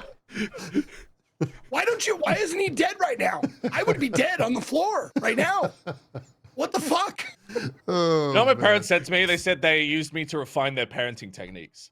That's what it was. Wow, they were that truthful with you. By the time they hit number 5, they're like, gentle parenting is definitely the answer. And I'm just there like a fucking cast on my arm. And I'm kidding. Well, I'm just saying there's not like, you learn a lot as a parent, Strippin. We know this. I know this too. You learn the best way to do things. There are things I don't do with Kai that I did with Rowan. Pertaining to holding them to standards and stuff. So funny enough, this stuff we're talking about, like Rowan has told me this exact thing before, where it's like he will do something, and then Kai will do something, and I'll get on Rowan for it, and then when Kai will do it, Rowan just stops what he's doing and watches, like, oh, here it comes, and then I won't do it the same, and he'll just be like, why did you yell at him more? Well, what's going on here? The thing that he's so valid for that. The thing that I know, he's so that right. you got to That's the worry worst part. about is when the little one realizes that he's getting preferential treatment and starts. No, that does happen. Yeah. And starts messing with the older one. It's, exactly. My boys are 7 and 5. That already happens. Yep. That already happens. My youngest brother figured out that if I got angry at him, if he acted like he'd been hit by me, my dad would just like be like, "What are you doing to him?" and like jump me. So my brother used to just wail and act like he'd been hit when we got in an argument, and my dad would like jump to his rescue every time. He realized that his bodyguard is my dad. God, dude, my dad would be like, "You're twice his size. What do you think you're doing?" And I'm like, 1, he lied, and 2, you're twice my size. What's happening here? Okay, a little unrelated, but funny enough, dude. This is himself in the chest. Like, this is a perfect parallel. My son Rowan has developed this new thing that me and my wife call the soccer flop. And what happens is if he gets in trouble, he will do something to like look like he's injuring himself so that we'll focus on the fact that he's hurt. So like at one point, like I'll be getting mad at him for something and he'll be like, "Hold on, let me go get some water." And he'll like get up from his the computer desk and like fall on the ground. "Oh, my ankle. Oh, my ankle." And I'll be like, "Rowan, get up." I just get up, dude. Like, we're not doing this. He's like, "I would, but I can't walk. I think I need to go to the hut." Rowan, get up. Watching my you're not 6-year-old getting figure out of out this, in dude. real time how to manipulate me is like really funny. Oh man, that's funny. The first time he did it, me and my wife just looked at him. We were like, "You have such a big future in soccer, and you don't even know it." Yeah, this is great. You got a star on your hand. You're gonna be a star, dude. Absolute star. Thankfully, I grew up in a household where my dad was pretty judicious about that shit. My brother would cry, and my dad would come down, and he'd go, "I heard what you were saying and doing down here. You can keep crying. I'm not going to get him in trouble because you deserved it." because my dad would hear him go like, hear me, because I was very like straightforward with my brothers. "Keep doing that, and I will make you cry." I would say it loud enough. I would say it loud enough that my dad would hear it. "Keep doing that. That sounds and I'm like going something. to make you cry." I love that you Dad sound would like come something down that and you'd go, hear on "I heard him Saw. I heard him say it. Looks at his little brother and he's like, "Want to play a game?" I was just thinking Exactly. that. Meanwhile, Dad is like, "Oh God, the game!" He starts running downstairs. Yeah. Zeke's on Not his again! Not tricycle, again! doing circles around his little brother. Yeah, that's how it goes. Oh man. He comes down and Zeke is attaching the metal head thing to his skin. What, Dad? I think that I key is in your stomach. may have been responsible for this, but my brother now, he's an inch taller than me, but he is ripped. Like, he goes to the gym every day. He's like an Abercrombie model. And I'm just waiting for the day where he comes back and goes, "Remember when you made me cry?" And he will kill me. He will kill me and not even break a sweat. That's gonna happen. Yeah, he's gonna get home one day. You're gonna be tied to a chair in the middle of the room, just crying, and he's just gonna be like recording it. Dad will like look at it and he'll be like, "This is what I was waiting for. The retaliation." That's why I didn't do anything in the moment. 30 years, but I here's knew, your comeuppance, pal. I knew this would come. I played the long game. Yep. Jeez. Wow. Path of Exile 1. Everyone. That was a tangent. Yeah, that was a tangent indeed. Path of Exile 1 is the little brother. Yes, it is. It is. Yeah, he's the big brother. Well, Now no, he's it's getting the big ignored for the little brother, and brother. PoE2's little brother. Oh, that's and right. they Yeah. Everyone's paying what's attention to happening. the little brother now. That's right. Yep. Yeah. And you know, it was more GGG. Like, they were all A's, and then they got a B, and everybody's like, "Fuck you." yeah. Well, let's what Path of Exile 2? How many people are playing PoE2 right now? I mean, to me, that is the 180,000 people. That could roughly be like a league launch in PoE 1. Like the game from a numbers perspective, at least going by Steam numbers, has been absolutely dwarfing PoE 1. So I totally get why they want to try and finish everything that's in PoE 2.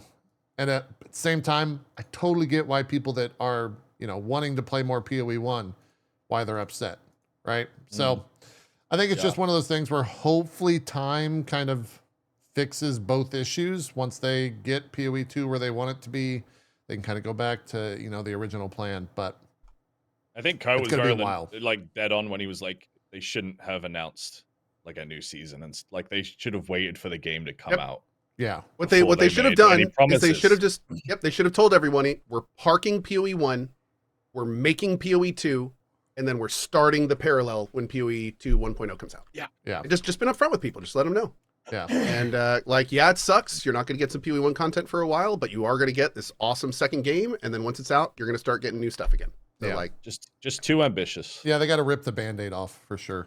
they're not only too ambitious, no one's really done what they're doing before, especially with a team of their size. Like this, the only time we see stuff like this is from like the Hoyoverse, but they're like thousands and thousands of people. Like it's not the same. So they bit off a lot with this for sure. They did. Especially with I how know, fast they're working on PoE 2. Like they're doing a lot of good updates to it. Mm-hmm. I gotta say, selfishly, I'm very much like, yes, halt PoE 1. I bounced off of that one. I liked PoE 2 though. Well, no, Keep like making that one. Yes, forget PoE 1. Give me PoE 2 because I like it. the numbers game, PoE 2 is like more popular of a product, so they're probably like, we could probably make more money if we get PoE 2 situated. I wonder if we're ever going to get access to the metrics of just To the how much numbers? of an impact that PoE 2 has versus 1. Is it the kind of thing where they're going to see like a 20% drop in stuff for PoE 1 or like a 90% drop? Like, is everyone just going to move over to 2, or are You they mean still going to have Players playing. I mean in terms of people buying things through them. Oh, So like because it's going to be a big deal, for instance, if PoE 2 hits 1.0 and then 80% of the company's purchases then start coming through PoE 2. Like at that point, how could you justify well, they work spending in both. so many resources? Cosmetics Well, right now there's and- only, 13,000 people playing Path of Exile 1 right now. Yeah, As opposed to 180 of 2. Wow. yeah. That's how Yeah, big it it's is. As opposed to But 108,000. tell me this. too. Are they going to be doing different packs, or are support packs always going to be the same for both games? I think it's always going to be 1-to-1. The idea is So that you'll they're always going always to be be 1-to-1. buying for both. Yes. The original idea is that you're always going to be buying for both, and it'll be So 1-to-1. even that though, like I wonder if, because they'll be tracking like which client they make the purchases through. Totally. So I wonder if they do see a giant skewing towards PoE 2, like if they'll keep doing the development of PoE 1 they're planning. Yeah, I mean, I have no idea internally because I don't have access. I don't have any insider information. I would think that's already happening, Co. Like, Yeah. I think every time they put something from PoE 1, like whether they do a stash tab sale in PoE 2 or something, it probably makes like absurd amounts of money just because how many True. people are playing. Also, somebody in chat said, guys, I expected better from you comparing a super stale game with no updates for the longest time to the big no PoE 2 release date. You're talking about PoE 1? Because it's not, that game has undergone so many patches, changes, and league updates. It's not like I that's think a he's living saying game. that it hasn't been updated in 7 months, where PoE 2's been 2 months of a new game. So, Right, but 'Cause- our conversation is about why they're focusing on PoE 2, and it's because that's where the revenue is. that's where the for that. yeah. But the Yeah. comparison, I mean, you can't, like, PoE is a living product. It's not Yeah, a it's stale a live game. service. Yeah. So it's like, you can't, it's, yeah, that's not the same thing. Yeah. Yeah. Yeah. Anyway. Yeah, that's a thing. People are upset, and I like we've already stated multiple times. I see both sides of all of it. It's they had to make a decision. The decision they made. Hopefully, it's the right one, and hopefully, it doesn't tarnish too much of their reputation moving forward, so that they Time heals most wounds. or makes them worse in the case of video games.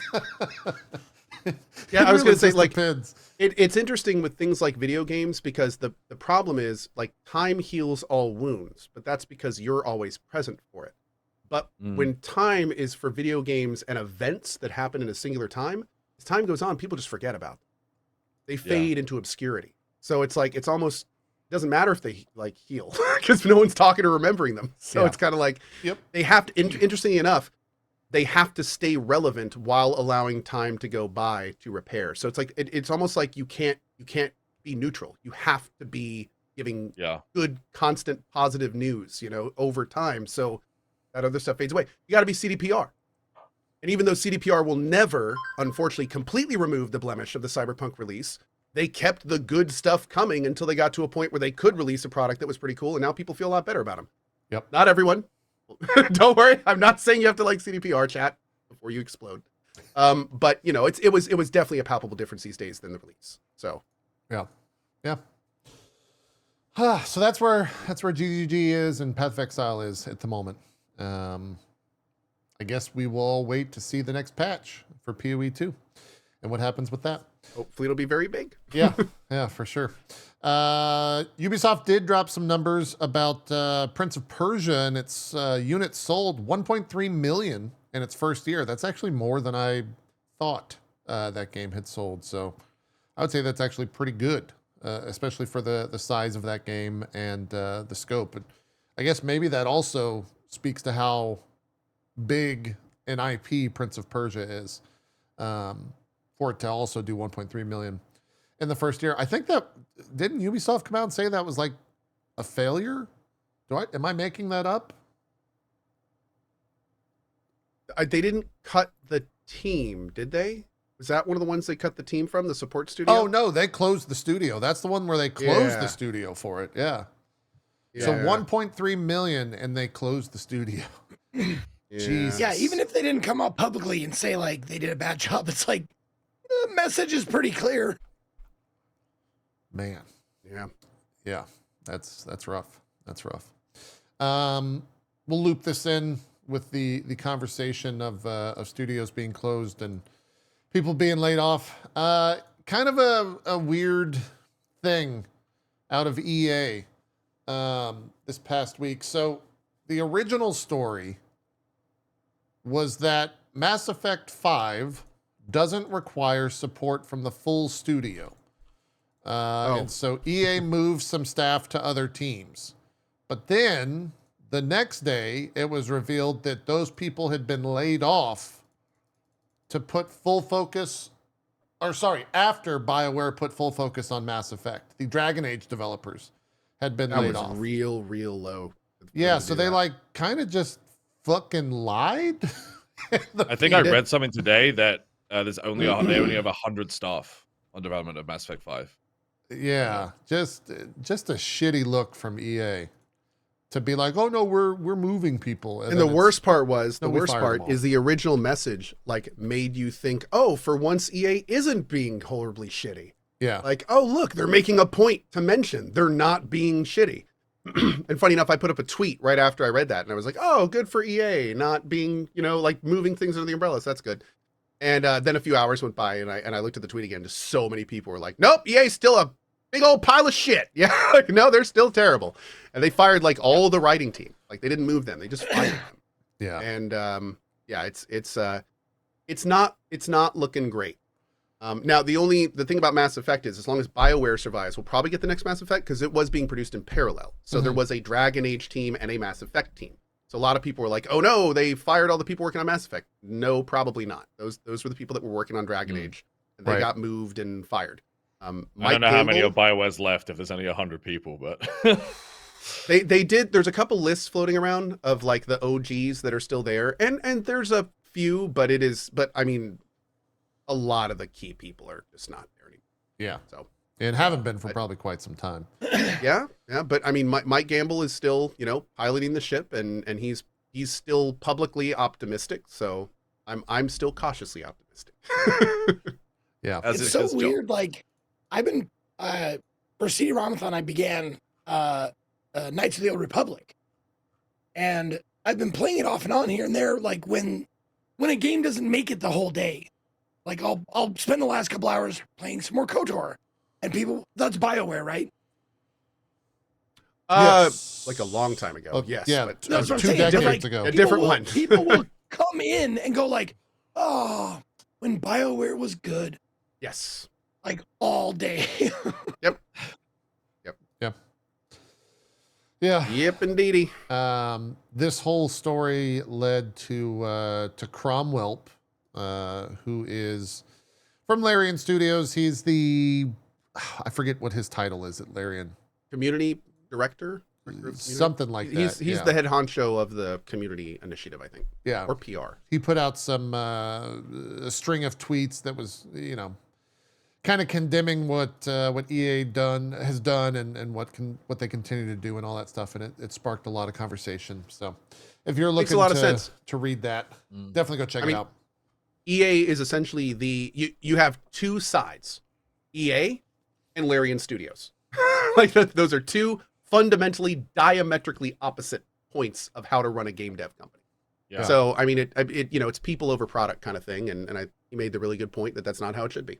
Yeah, I mean, he also made the good point that I like, where it's like, you know, generally in a situation like this, if a pirate ship is having problems, they don't fire the crew, they get together and fire the captain. That was the captain's headline. The one making the decisions. Yep. And I think there's a lot of stuff there. There's been a lot of back and forth tweets, like some of the No Rest for the Wicked devs replied, and there's been back and forth. And there is the good point though, that if a company, and this is stuff we're never going to know. So we're never going to know who made these decisions. We're never going to know who was involved. That's just the way of the road. But if a lot of the decisions that led to DAV not selling well were made by BioWare, like there's absolutely reasons that EA should be like, yo, we trusted you on doing this. You didn't do it. You didn't make us money, so you're gone. Like, that's business. That sucks. And if you really want to talk about that, then go back to whoever sold BioWare to EA and start talking about that being the downfall. Because honestly, that's what it was. So, you know, I mean, it's not cut and dry, and there's no winners here. And unfortunately, we're not going to have all the information to make the right call on this. It just sucks. It's just a shitty situation. Yeah. To pull from his tweet, I thought that this was relevant. It says, and they've kind of always said this. I think this is kind of a core of what comes out of Larian. I think even on this very show, when we had Sven on, he said this very thing. It's possible not to lay off large parts of your development teams between or after projects. Critically retaining the institutional knowledge is key for the next. It's often used as an excuse to trim fat, and to an extent, I understand that under financial pressure, but doesn't that just highlight how needless the aggressive efficiency of giant corporations is? I'd understand it if they were pumping out hit after hit. Perhaps you could argue it's working, but clearly the aggressive streamlining layoffs aren't. It's nothing but cost cutting in the most brutal sense. It's always people lower down the food chain that suffer, when it's clearly strategy higher up the food chain that's causing the problem. On a pirate ship, they'd toss the captain overboard, which is what Ko was just saying. Video game companies shouldn't be run like pirate ships. So I don't think anyone can argue that statement. Yeah, I know like the practice for Ubi and EA for a long time, especially when I was like visiting the studio for Honor and stuff, is very much like they cannibalize their own so they have teams. And the way it'll work is like they'll just cannibalize one team to feed another team constantly. Yeah. And so like if they think one game is going to be more successful than another one, they'll just cannibalize and push people that way to make the money. And the people at the top are untouchable. You know, it's someone's got to be a full guy all the time, and it's never going to be the guys up there. Yep. So I'm sure not the first time we'll cover layoffs in the game industry, not the last time at all. PlayStation Mass Effect 5 is going to be a real interesting game. Yeah, it will. It'll have so many eyeballs on it just to see how it does, without question. Which is wild because, you know, you go back to how Dragon Age premiered and that whole process, and that was already felt like 10 years. And now we got to go through it all again with Mass Effect 5. Perhaps in 10 years. Who knows how far we are off from that game. What else here? PlayStation's starting to add some incentives to games that are going on their PC that require, or games that are coming to the PC that require the PlayStation Network account. And so, more importantly, they have incentives coming because they're turning it off. Yes, yeah. They're great. They're giving you a reason to use it, but also making it not 100% required. They are, instead of using the Switch, they are using Honey, which is great. Yeah. That's much better. Yeah. Much better decision. Yeah. So that's good. Spider-Man 2, you get it looks like a new suit. God of War Ragnarok, you get, looks like some wait armor. A second. They're keeping the region lock on? So even if you don't need an account, they're still not selling? How is that going to work? What? What? They didn't say that in the What's the PlayStation point? blog. Yeah. That's what? This was the blog from what I post. understood, the whole point of the region lock was because they couldn't get PSN in those countries. So if you're not going to need PSN, like, what's the That was point the of whole region point. lock? Yeah, that was the whole point. So how weird. Maybe okay, real talk though, real talk. This just got announced. It may not be as easy as we're thinking to just turn on purchasing in all the companies. Like maybe they're going to do that, and it just did they talk about that at all in the press release? I'm scanning through all the different paragraphs. An account for the PlayStation Network will become optional for these titles on PC. Players who still opt to sign into PlayStation Network account will enjoy added benefits like trophies and friend management. I don't think they went into that at all. It's kind of a vague Basically, post. Weird. it's not needed, but if you can't get it, you can't play. Because the region lock stays on.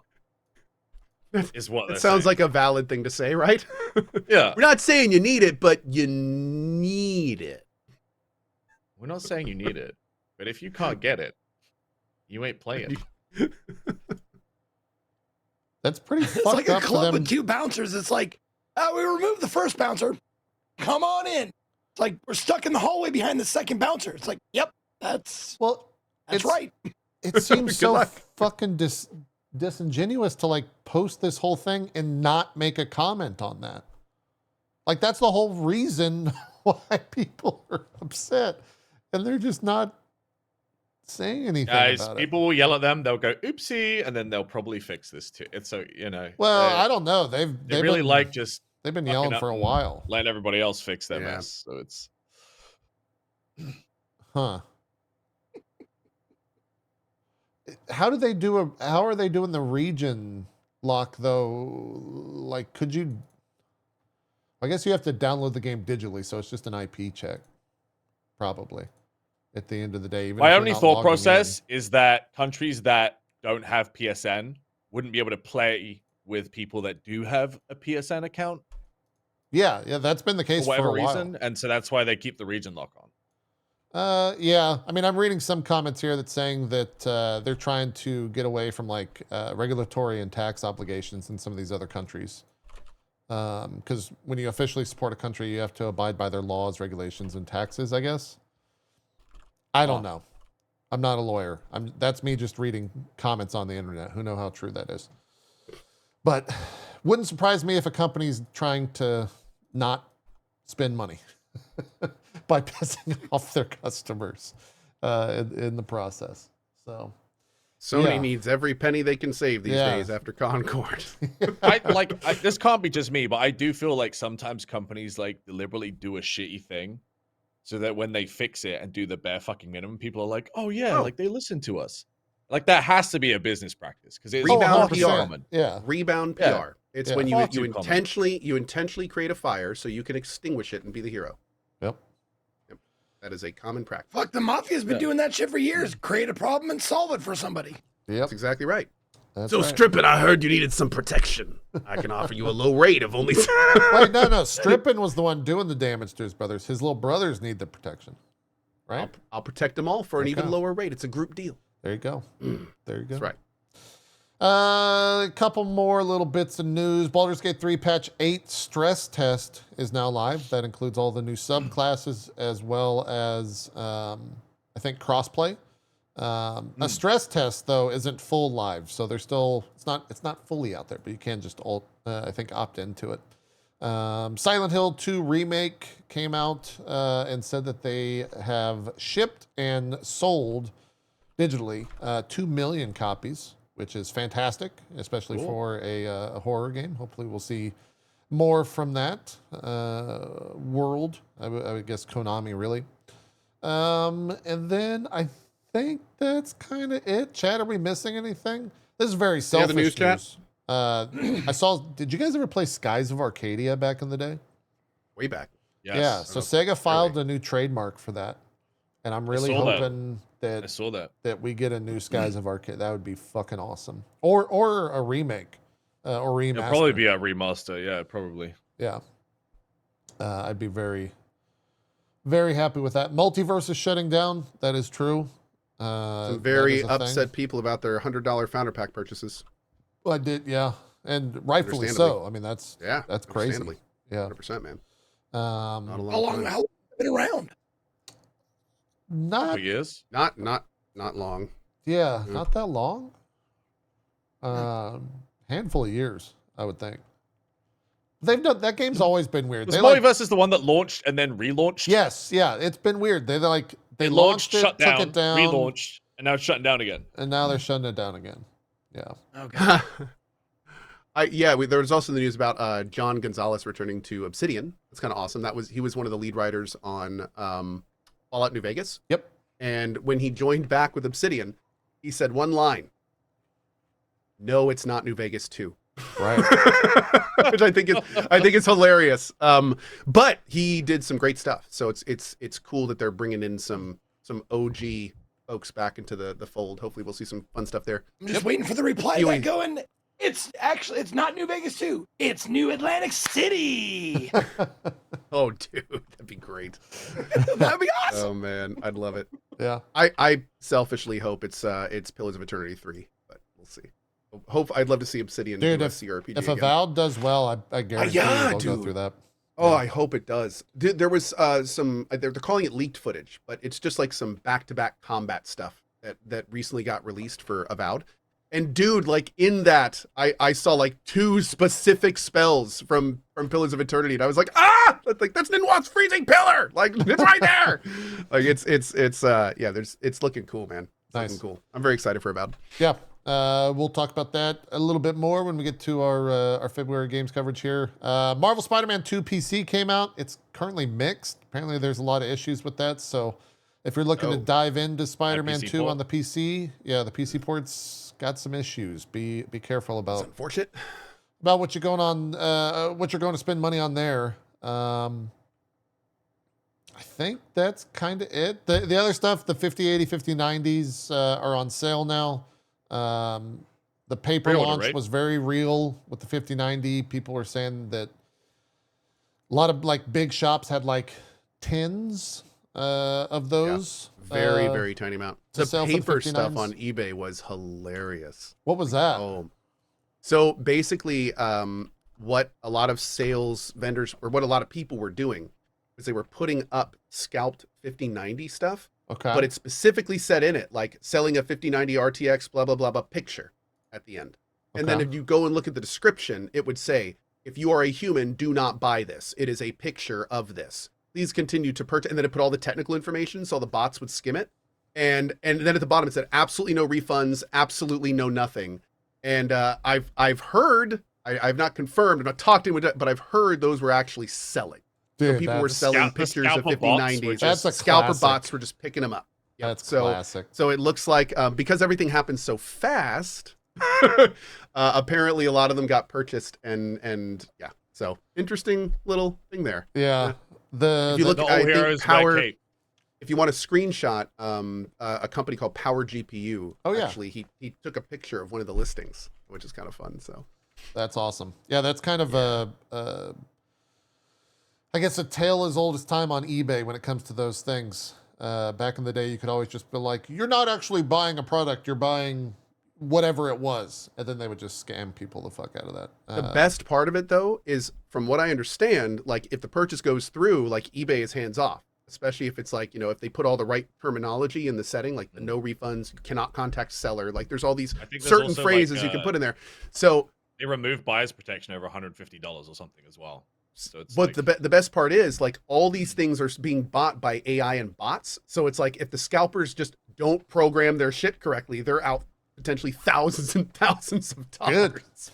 And keep in mind, this all happens over the course of minutes. Yeah. Minutes is how long these people have to function. So Yeah. it's pretty wild. Yeah, I read that 5090s were pretty much completely sold out in the first like 12 minutes, and then they were up. So they were selling MSRP for $2,000, and they were up on eBay for 6,500 about 20 minutes after going on sale. And they were also selling on eBay for 6,500, which is, don't fucking do that. that's fucking criminal. That's Criminal. don't buy that. You don't need that for triple the cost. That's crazy. Yeah. Yeah, and I don't think any of us got 5090s. I think we'll probably invest. I mean, as streamers, that's part of the job is to have the best tech. So I'll probably get one somewhere down the line. But I've got a 4090. They sent me a 5080, but the 4090 is better, so I'm not gonna use it. Awkward. Yeah, so that's a little awkward. I might put it in my streaming PC, but the 4090 is more powerful than the 5080. So, You know, JP, you could eBay. No, excuse me. My life we'll hack talk. for like We'll talk after getting the new cards is I've learned that like I have this little like mom and pop PC store Yeah. near me, and they get shipments of cards. So for the price of like a scalped card, I can just get a brand new PC with everything and the card for less than the cost of a scalped card. Yeah. So I normally I wait, and then when a new card drops, I just order like a whole new PC. Hey, Yeah. shout out to CyberPower, by the way, who erroneously listed 5090 full computers for $2,300 the second they went live. And a member of my community bought one. Did they honor it? Actually went through the entire process. They later contacted him, a human, and were like, dude, sorry, we can't do this. What we can do is add either $2,000 to the price or give a 5% increase with a 5080, which actually turned out to be like a really, really good deal, like hundreds off if they were to do that normally. So obviously they didn't honor the $2,000 machine that's worth $5,000, but they did give him a great deal. So that was nice of them. So I'm guessing they did that to all the other folks too. So yeah, little, you know. That's awesome. Nice they didn't have to do that. They did not have in to do today's that. world. They could have just canceled. Absolutely. They could have just canceled. That's great. That's good stuff. Oh yeah, chat also reminded me that 5% discount, not increase, he says. Oh, wow, he's in chat right now. Oh, that's so even they actually better. gave him a discount. That's even better. Yeah, there you go. Wow. even better. Yeah. Better. Midnight Society closed down officially. That was Dr. Disrespect's not company, but the company that he partnered with to do their game that was like the NFT thing. They announced that the day he announced that he remonetized his YouTube, which was really weird. Oh, that's really It's awkward. really weird. Yeah. Real weird. Super That's- awkward. I want. But here's the no. Everyone knew that was going to happen. Yeah. Like either they were going to drop the project and get a new one. Like the whole dead drop thing was Dr. Disrespect's game. It was his game. So the fact that they were even trying to make it without him, like they should have just canceled the second all this stuff came out about him. Yeah. Like the trying to disattach from him and keep doing the project. No. Yeah. That was Also, there's no timeline that would have worked. Really weird decision from YouTube, but whatever, I guess. Very weird decision, especially considering they're not being super public about why they changed their mind. Yeah. Which makes it even stranger. It would have been easy for them to be like, you know, due to new legal findings, we have decided to, like, they could have said something to flag to people why they were doing it, but like, there's nothing. Even PC Gamer wrote an article about how they didn't supply any reasoning for it. Yeah. So a little strange. Little strange. For sure. Cool. That is all the gaming news for the past week. Let us talk. Well, I can tell you, like, what flooded my feed this morning was the WoW raid, apparently. Oh yeah, there was man, there was Twitch drama about all of that. Was there? Oh, I didn't. Oh okay. yeah, man, it was. I feel like me and Strippin dodged the bullet. That's God's all. honest truth. I was peeking in yesterday. I wasn't paying attention, but all people kept saying to me was, "You dodged a bullet." Not being in that. I told Soda that I was not interested in raiding on Thursday. The draft happened on Friday, and it was just a fucking shit show. Like there was just so much fucking drama around all of that. The only kind of big thing I heard is I heard that somebody that made the effort to go to like all the IRL events didn't get in the raid. Yeah, It's like, oh man. Yeah, I mean, that's rough. That's rough, dude. That's rough. It's tough. I mean, there's like 100. I don't know how many 60s there were. 100 plus, but yeah. That was a couple hundred, about 200. Okay. 60s. You're making it sound a little doom and gloomy, only though. 40 people can go to the raid. So they it was did down the raid. They did. Yes, they did. were successful.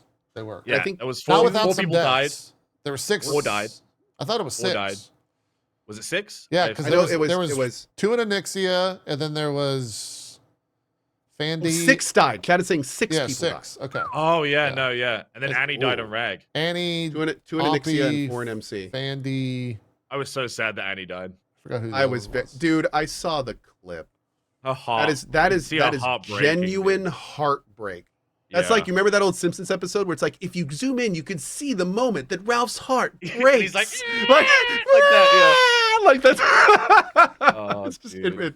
I feel so bad for her because she's so nice. Yeah. So it's like, of all the Yeah. people, you kind of cheer a little bit whenever one of the hardcore assholes dies. It's kind of like, yeah, you died, jerk. That's the But, thing. like, though, when someone like Annie dies, it's everyone just that like- died was nice, and I was like, oh shit, man. Yeah. Like none of the villains of this. Yeah, none arc of the have gone villains down. died. It's just the good ones. The nice. And the worst part is how she died. She dies and she just goes, "Did I just die?"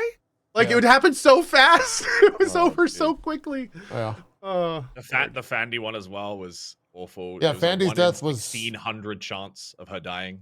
She got super what? RNG'd because the Yeah, it's the It's elementals. an elemental that targets a random person in the raid with a nuke, and it's random, and then it's random, and it picked her twice. So 1 in 40 In a chance, row. 2 times in a row, boom, boom, and just killed her like instantly. Yeah. So there's nothing she could have done, right? Nope. nothing she That's could have just- done, just nothing like you the can do to worst prevent odds that. humanly possible. I guess you could have had Yeah. like a fire protection pot up, but there's no reason to have one up at that particular moment. So, yeah. Yeah, a lot of the Bummer, toxicity man. came from people, the community as a whole, trying to dictate who deserves to be in that raid and who doesn't, and people Well- got harassed out of the raid, and Yeah, and I mean, it was, that's a recipe for disasters, though. I mean, you have all these big-headed egos, and then Yeah. the thousands of people that follow them, and you literally are telling a large majority of them, no, you can't do the thing. So it's like that's tens of thousands of pissed off viewers Yep. that are Yeah. then going to be like, why is my streamer not? Yeah, so yeah. it's an unwinnable situation, but hats off to Soda for For the dealing with all ambitious that task shit. of putting it all together in the first place, and they did it. So. Yeah. Yeah. Most importantly, they did do it. They won. They won. They did it. Good for them. Gosh man. darn it, Good did for they do it? them. They did it. They killed the bosses. That is true. They also got really shitty drops. I don't think there was any good drops in the raid at all. So that's No. also Yeah, that wasn't. a little bit rough. But Maybe that's- we'll do it next week, JP. yeah, maybe we'll go in one of the me and Strippin. Did you even hit 60? You're not even 60 Not yet. Okay, yeah, Not yet. You got to hit It's 60. the best way to protect myself was to not even hit. You got to I'm hit at like 60 50. I'm at first. 59. I'm just chilling. Yeah, you need to level up. The next raids will have Soda Poppin led the raid yesterday. The next 2 raids are going to have Tyler one leading one and Miz will lead the other. So maybe we should Maybe we wait should skip. a week. Maybe we should wait like another week. I think. yeah, we might Might want skip that week. Yeah, I feel like neither of those people are really invested in my survival. Dude, I would as a agree. player. I would I agree. certainly don't know much about him, but I know enough to know that Miz is the kind of guy that would throw a raid for content. So I would stay far away from that. Yeah. yeah, you're not wrong. Now, No. do you practice on alternate tunes like No. non-hardcore? Nope. You No. don't. So No. there's no practice of the raids. It's one and Well, like go. There's no practice of the raid, but keep in mind this is classic World of Warcraft. So this is a raid Yeah. that most of these people have done. It's a many, many, many 20-year-old times raid. before. So Yeah, so I some mean, it's shows not- we've it's done not- before, yeah. that and then went I in. think the ratio was 30 30 like, non-sweats newer and 10 players sweats. 10 sweats, which are the people that actually play Classic WoW for content. They know it inside and out. So that was the ratio. So they had a lot of inexperience there as well. So Yeah. they're going to try and Okay. keep that And ratio.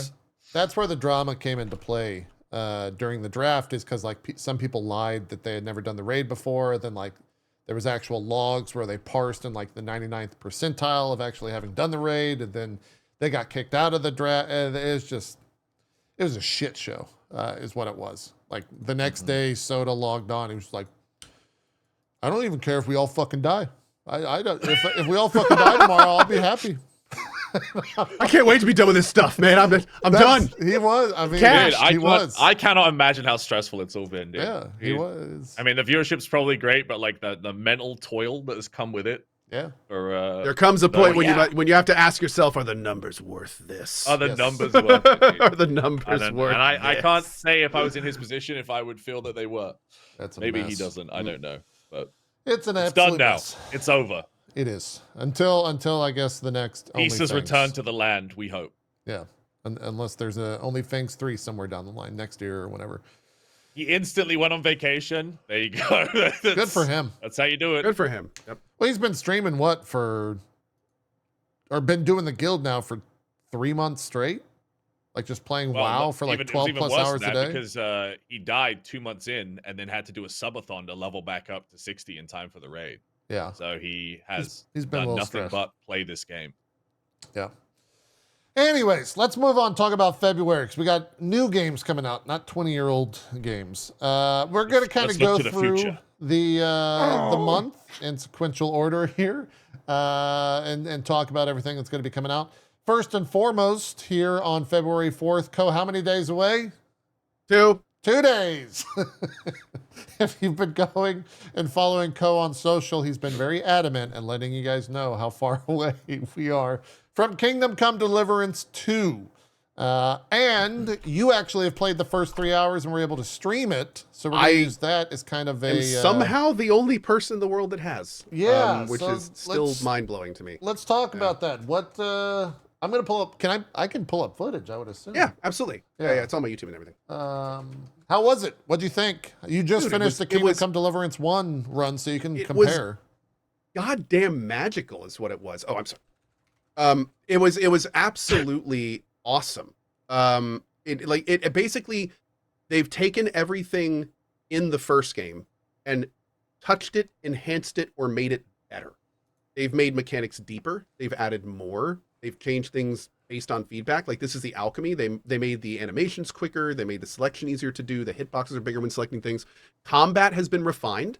So there's now like a new style of combat when there's multiple people around. They did away with the right click, Q click system. Now it's only left click, right click. And they made it so there's no more master strikes. So which was kind of a huge issue with the first game is you got to a point in the first game where the only way to effectively play it, if you wanted to do like the best type of combat, was to wait for the enemy to attack and then quickly hit them a little bit. That's all you could do back and forth. They've redone the combat system from the ground up to no longer do that. So now they actually feel like much more engaging fights. You're blocking with right click, you're riposting with left click. Everything's much zippier and feels better. It looks better. It sounds better. The mechanics are slicker. The UI looks better. Like the stealth mechanics are better. It's just better. In the 3 hours that I played, everything I played was better. Yeah. Just seems like there's this time around they have more resources, right? Like this. They had not only a huge amount more resources, but they had their production lines down. I mean, when KCD started, it was a smaller team that then grew throughout the course of it. So they not only were like dealing with the fact that they were smaller, but they were putting down new production pipelines, forming new teams, remember how we were talking earlier about how, you get those entrenched people at your company that just know how it works. They didn't have those people. They were still building their team for KCD1. KCD2, they just hit the ground running and they knew what they needed to do. They knew how they wanted to do it. The game literally picks up an hour after the first game. So it's really? Oh yeah, dude. So playing KCD1 is essentially playing like the 60+ hour tutorial for KCD2. You ride, slight spoilers, but you are riding off somewhere at the end of KCD1 and you are arriving at KCD2. So it's very, very cool to like go from that to this. Yeah. But yeah, I like the biggest issue that I had was that I crashed twice during the 3 hours. Oh, okay. I also crashed 5 times during KCD1, and apparently that almost never happens. So I have since I've taken out my Intel machine that probably had the bugged 14 gen processor, and I'm now using an AMD main machine as my computer. And I have yet to crash on this computer, so I'm very interested to know if that was and somebody asked, does it work in have you tried KCD? I have not, but I have heard that I looked around a little bit more. There were people that had other Intel 14th gen that were repeating that in their they were crashing too. So makes me wonder if that was why I was crashing and not the game itself. But now I'm on my AMD machine, so I'm pumped. Yeah. Yeah, the 14 gens are definitely, a lot of people have a lot of issues with that, for sure. So, yeah, everything I've read, like preview-wise about this game, echoes everything that you said. So it's not like you're an outlier in that regard. So many people are saying that this will be their game for 2025. They said it's going to be a fantastic RPG. super long, just kind of like the first one, which maybe will be one of the bigger hurdles, I think, for this game, is you were mentioning that it takes place right after that first one. I think that'll stop a lot of people from jumping straight into this one because they don't have the 60-hour lead-in of the first game. Yeah. Also, I mean, the amount of people that had just massive problems with the combat in the first game is palpable. A lot of people are just never going to play the first game because, to put it bluntly, the combat it's rough. It's rough. So they did design KCD2 to be able to be played without playing the first game. So anytime there's like important events or characters, they and you can see this in the 3 hours that I played. They have like the characters explain the situation, explain the person. So yeah, they made it very clear that you do not need to play the first game to play the second. Okay, that's good. There's not too much else to say about it then. I think the people that are hyped for this know all about it and they're hyped, and the people that are not are just kind of like, yeah, I bounced off the first game for whatever reason. And you tell me, have they done enough to where if you bounced off that first one, that this one's going to keep you around? I'm not going to lie to you. It's entirely dependent on why you bounced off the first one. This is still a giant medieval sandbox game. So if you bounced off the first one because it was too sandboxy for you, I mean, there's a lot of great mechanics in this one that I think you'll like a lot better, but it's still a giant medieval sandbox. They're saying it takes 60 to 80 hours to complete the main quest, and that there may be over hundreds of hours of additional content. Yeah. So, I mean, this is shaping up to look like and be a magnum opus kind of situation for Warhorse. Yeah. But if you're not into sandboxes, like, there may be a really good main story in this one. We don't know yet, but it is a sandbox game at heart. Getting a couple questions from my chat. How does progression work? Like, do you start with skills? What is that process for someone who's never, I guess, interacted with any of the Kingdom Come Deliverance IP? What is the progression of a character? Is it skill-based? Yeah, it's both skill-based and level-based. So there are there's a main level that gets perks, and then as you use different skills, you get levels into them, which then gives you perks to spend in the individual skills. Every skill line has its own list of perks, so it's a lot. Yeah. Got it. Okay. I'm trying to see if there's any other questions. The launches, they moved this game up. So it was originally supposed to launch on the 11th, and now it's coming out the 4th, right? That was like a last month deal, I think. That's right, 11 a.m. ET on the 4th. Yeah. So they pushed it up. What are you laughing about the story here, Strippin? No, I'm just laughing that he like had it down to the fucking hour and time zone when you asked him. Yeah. No. That's what I was saying. Go look at his Twitter. He was like 6 hours, 48 minutes, 15 seconds. Yeah, I'll give you the second, man. We'll give it down to the second. He's got a timer on all of it. Yeah, it's me and Monster Hunter. Don't worry. Yeah, no, that's why you're here. How was it, by the way, playing with devs watching? I've done that before, and I like not watching in chat. That's a different thing. But like, you were communicating with them as you were playing their game. That had to be a little bit. Here, I have done this multiple times. Yeah, where I have played a game with the devs watching, and the thing is there are different types of watching. Sometimes they watch you specifically because they are looking for bugs, or they're looking to see if you'll do specific things. And those you feel like you're kind of being analyzed, and that can be a little awkward. Those guys, though, are insanely passionate about what they're making. And you could tell the entire time they were watching, they were not watching to see the game. They were watching because they were watching somebody experience their game. They mentioned multiple times in the show that it's the first time they'd actually watched someone play their game. Right. And it was very obvious very quickly that they were the type of devs that they weren't there to push a product. They weren't there to, like analyze the bugs or they were just enjoying the show. That came through, and it made the whole thing like zero stress. Yeah. That's good. Very, very cool. Toby, especially. Priop is amazing. That's the lead designer down there, and Toby, who's like the head of PR and also kind of like the company mascot.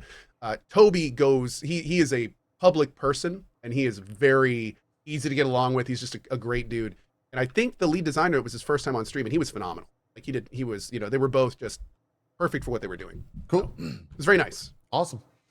Yep, it was very nice. Yep, this comes out February 4th. If you want to watch Ko's first 3 hours, you can check out his YouTube. Dar says, I mean, they were also there to push a project. It's a marketing move. Yes, but here's the thing.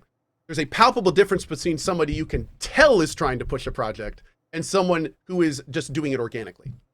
Like that. Those are two very different things. And I have been in the presence of both of them. So it was a very different feeling. Yeah, it didn't feel like they were Sometimes reading the difference can be spreadsheets. as obvious as them just saying, please enjoy my game, or them handing you a piece of paper with 10 things you can and 10 things you can't say. Or if every 5 minutes they're interrupting to talk about where you can get the game and where you can get it on Steam and make sure to go here and here's what like there's very different ways to do that. What These you get guys, for pre-ordering. Exactly. These guys, the only thing they were talking about is what you're seeing, how the game's better, why they improved this, why they improved that, how they improved that. So it was very much like you could tell they were just passionate about what we're doing, not who was going to buy it, which is nice. Yep. Cool. That's Kingdom Come Deliverance 2. We'll kind of go through some of the smaller games as well that'll be coming out in February, and not just the heavy hitters. Rogue Waters, which looks to be kind of an ARPG pirate themed, also drops on the 4th. Rift of the Necrodancer coming to PC on the 5th. That looks to be, I think that's just the story based like DDR esque, rhythm minigames. The tags are rhythm, minigames, female protagonist, and anime. So, okay, and a banging soundtrack. I'll tell you that much. It's probably got a pretty good soundtrack. Yeah, there's. I'll be by law, I think, right? Yeah. Yeah. Got a demo if you want to check that out. What else is there? Big Helmet Heroes. That looks to be a multi-platform release. That is a co-op beat 'em up arcade hack and slash, put out by Exalted Studios from publisher Dear Villagers. So incredibly indie. It's got a cool looking art style to it. That's on the 6th. I'll be playing that on nice Tuesday. Just to let you know, me awesome. and the lady are going to be doing a sponsored couch co-op stream if you guys want to check it out. Hey, cool. Awesome. Yeah, that's Here, awesome. let me It's fun, dude. Let me show some footage of this. Is the CG, I think. Where's the gameplay? Is this all CG? Oh, this is all CG. Let's do this. There you go. Yeah. Got a cool art style to it. Yeah, I like the art style. It's cute. Looks to be... Okay. Oh, that's up at the top. Those are the teams. Okay. Looks like 3D Castle Crashers. Yeah. That's what I was going to say. I've been playing that game a lot with my kids. Oh, It's yeah, fun. that's great. Yeah. That's, God, that game's... How old is that game now? 15 years or something? It's old. On there. Very, very old. By the way, my chat almost rioted. I do need to mention that during the KCD stream, Henry stopped by, and we talked with him for a while. So that was pretty cool. If you ever want to like hear the that's actor, really cool. Dude was awesome. He just like stopped by at the beginning of the stream, and we got to like ask about the character and stuff. He was very nice of him to do that. Very nice of him to do that. Yep. That's Big Helmet Heroes on the 6th. Zeke, when is your stream of this? Is that the 4th? Yeah. Okay. Tuesday. Awesome. That's a big helmet guy right there. He was massive. What else is there? We got really Also on the 6th. What is Street Fighter DLC? Oh, that's right. Yeah, they're adding Mai listed. from Fatal Fury and King of Fighters. Yeah, are you going to be checking that out? Yeah, I'll check that out. Sure. Are you gonna now? Is this one of those things? So I know how. What do you want? What do you want? I know how this works. Where you check out a new game because it's got a cool new character, and then you do like a deep dive to where you play the game for like 100+ hours in 3 days somehow, and then you drop it cold turkey. Is that the plan for this? Oh yeah, probably. Yeah. Look, I'm just filling time. I get it. I feel you. I get it. Hey, February's a waiting everyone. game until the thing you want arrives. That's how February works. Yeah. Unless you want all of it, in which case Unless it's you want just all of it, overwhelming. in which case you're carrying it all and it's falling on the floor like her. Yeah, pretty much. Sorry, chat. That was me opening up the My trailer from Street Fighter 6. How come I can't find this reveal trailer? Why is it so... Oh, there it is. Okay. You will probably... I'm just showing this because people will recognize it as soon as they see... They might not know My, but they know My. You've seen My before in video game culture. Oh. I'm seeing a lot of my. She's a fairly iconic character. Very iconic. Yeah. Yeah. This outfit is her and Chun-Li. I would say are probably the two most Oh, iconic. okay. Yeah. Yeah. I know. Now that I've seen the outfit, I know her. Okay. Yes, yeah, exactly. Is she from Street Fighter? No, No, she's a guest character. yeah, From she's King of Fighters or something, right? Yeah. yep. Okay, yeah, okay. No, I remember playing. No, because I remember this from my fucking weird memory, but from my fucking Pizza Hut. Like, Where they had the arcade They had machine the- or something. they had the cabinet, yeah. yeah, with like 3 or 4 different games that you could pick from whoever makes King of Fighters. I don't know. Well, chat saying Fatal Fury. It's Fatal Fury, Fatal then Fury, King there of you go. Fighters. It's SNK is Yeah. the dev. That's where it was. SNK, yes, we had an SNK machine. Yeah. At our Pizza Hut. So they recently added Terry from SNK as well. Yes. Yeah. So Terry's Wise the the guy with the second- cap second that wears guest the jean character. jacket. Yeah. With blonde hair. You would probably recognize him if you saw him as well. But I haven't played Street Fighter in at least a year now. So those will be Looking really forward to it. rage-inducing streams then. oh yeah, no, That'll be be a good time That'll be a good for time. everyone but me. Exactly. So this is on the 6th when she releases Strippin'? Yes. Okay, that is Thursday. If you want to see some my gameplay, go check out Strippin' stream. After that, the big release. Does Civ 7 have any early access, or is that just on the 11th? I want to say that there's some sort of early access for that. I don't know if you could buy into it, but Civ 7 will probably be a huge launch. I know it's got 5 to 6 day. Okay. 5 days early access for that one. For 100 bones, $100. If you want to spend $30 extra, basically you'll get the game a couple days earlier. But what's the thermometer They did. on They that did game? so much promotion for that game. Yeah? Like, Oh The god. Civ. Yeah. They did the entire. Didn't they sponsor the entire PC Gamer showcase and get like the top and most anticipated game, or they were doing Maybe. like giant commercials for it the I whole know they time. had a huge segment afterwards, didn't they, as well, with like the dev teams Yeah, for the game and like, stuff. Yeah. They're going crazy with it. I'm assuming it's going to do pretty well just because of how much they poured into it, and it's the next Civ game, which does have a very large, flourishing community. They always have. Totally. I will say though that there's a lot of interesting controversy around this game, and not controversy is. like drama, but more about how they're approaching the end game. And more importantly, there's this game called Humankind that puts like some new spins on this type of game, and they're integrating some of its major pillars into Civ. So a lot of people are interested in how that's going to work, because it's not the necessarily most Civ thing. Yeah, well, For it's a that. change to the normal formula. Yes, And I would say yes. Humankind didn't have the best reception to that whole process as well. So, Yes. Yeah. Another thing. people are a Mhm. little, There's also been little worried. a bit of feedback about this from people that have played it early, that the single player is excellent, but the multiplayer is not. Ooh, Where Civ 6 is. Oh. okay. And so I'm kind of Like- curious to see. Like not how that- fun or technically not working. just like it's a little more. It's not.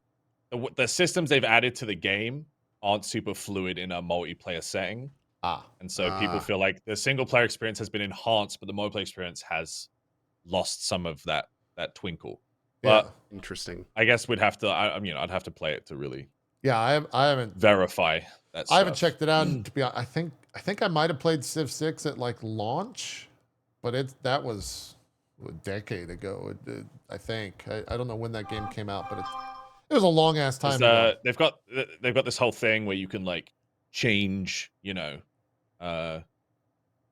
like civilization and get researchers from other civs and stuff, and that kind of.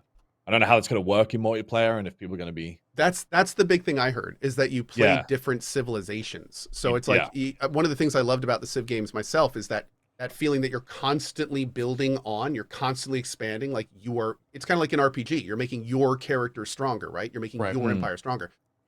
I don't know how I'd feel about like getting to a point where it's like, okay, all that work you did, yeah, it's gone, and now here's your new one to start over with. But it's like, but I'm not done with the first one. Yeah. I don't want to. Like, what happens if you get to a point where the game makes you go on and you don't want to? Yeah. Like, Well, I don't know. that It's going to be interesting to see how it works. I'm sure that they've answered this, but that feels to me like they're trying. Oh, that's not how it works, chat's saying. Oh. It's not gone, though. It's not a reset. It's new passives for new eras. Oh, then that's Yeah. different. Yeah. Oh. So it's just more. Oh. Well, shit. Okay. Okay. That You sounds. just add a new Civ to your Civ. Your Civ transforms into another. You keep your old stuff, but you'll become, for example, Japan instead of America. Huh. Okay. Sounds like one of those things we're gonna have to experience and Yeah, we're gonna have to look at this more. Okay. figure Interesting. figure it out. Yeah. Chaos says Co bad talking games he doesn't know about. No. I was actually everything I said I was told by a Civ player. So but I don't play. Obviously, I haven't played it myself. So no, we want to make sure the right info gets out, which is why when we say something and chat says something different, we go, "Oh wait, chat, what did you say?" Yeah. We and then we try to get the right info out. So it sounds like we need to try it a little bit more to get that out. I know I'm doing a Civ thing. I'm sure you guys probably are too. Well, Civ is one of those games, at least for me. I don't know if it's for you guys, but it's like Monopoly, the PC game, right? Like you start a Civ game, but you're not going to finish that game. No fucking way will you finish. And especially if there's other people in that game, no, you're never going to see the end game, or the end of the game. You might see end game because you want to nuke, but you're gonna restart 1,000 times before you ever see the end screen of a Civ game. So No. Nocturne Forever says they're hinting at a remake of Alpha Centauri. That's literally my favorite Civ game. Civ type game. Is that real? Oh, dude, Alpha Centauri was so much fun. That game was so good. I'm gonna have to look into that. I have not heard that. I loved Alpha Centauri. Oh man. Okay. I hope that's true. I'm gonna look into that more. Yeah. And then there's people that don't play Civ as a multiplayer game. They just play it solo. And even They already still, announced 6 DLCs until September 2025 for Civ 7. Apparently, they've already announced those. Is that what you said? yeah, that's what someone in chat saying. They've announced 6 DLCs. Take them through till September. I guess one a month. Yeah, I guess. That's a lot. If they make an Alpha Centauri 2 and don't have Techno Necromancers, I'm going to riot. I'm going to actually riot. I'm going to burn the building down. Okay, there you go. Strong words from Co. Strong words God. from Co. His building's very flammable too. He lives in America. It's Very true. true. It's just asbestos and wood. That's it. They use wood for everything. Yeah. Yep. true. It's a lead frame with asbestos and that's it. That's every building here. Just very flammable. That's all Strippin knows about America. Is the houses extremely flammable. All I know is they made we built them out of stone. You guys built them out of wood. Okay, That's right. fair enough. That's right. Civ 7. That is once again on the 11th full release, but it does have 5-day early access. Real talk. Are any of you guys actually going to be playing Civ 7? Like, I will probably buying a check it full out. run? I'll probably grab some friends and check it out. But like, Civ is one of those games. Exactly like I said. You don't finish. Like, you're not going to finish this game. It's impossible. They are very, very long games, and the chances of you getting those exact people back for round 2 after like the 16-hour run on the first day, it's just not going to happen. No, you just play like I play, where I get invited to play by a bunch of people that are way better than me, and all I do is like stab them in the shins with spears until they show up with a tank and they destroy me, and then I get to leave 6 hours in, and that's my entire Civ experience. Fair, yeah, fair. I know Jesse and Krendor, who were on the show last week, they've been doing a Civ 6 run in anticipation of this, so I think they're going to be pretty heavy in the Civ 7 run. So if you're looking for content creators, I know both of them are doing a big push for it, multiplayer push for it. But yeah, I think Dan is also a pretty big fan of Civ. So yeah, he'll probably be in there. yeah, they're fun games. Like they're fun games to jump in and give Gandhi a nuke. All the memes, all the classic stuff that you would expect from Civ. I'm sure that's going to be a thing with this one. The big test is, are the new systems that they're implementing going to be fun? Or is it going to be the case of like, well, I'd rather play Civ 5 over Civ 7 or Civ 6 over Civ 7, whatever. The community will decide that pretty quickly. Yeah. They usually do. So, Gandhi's not even into this game. Okay. He'll probably be DLC. Everyone loves Gandhi. The Gandhi DLC. The Gandhi DLC. Can't wait for that. Yeah, $5 $5 for Gandhi. Really hyped for the Gandhi DLC. Video games are great, where you can say that with a straight face and absolutely mean it.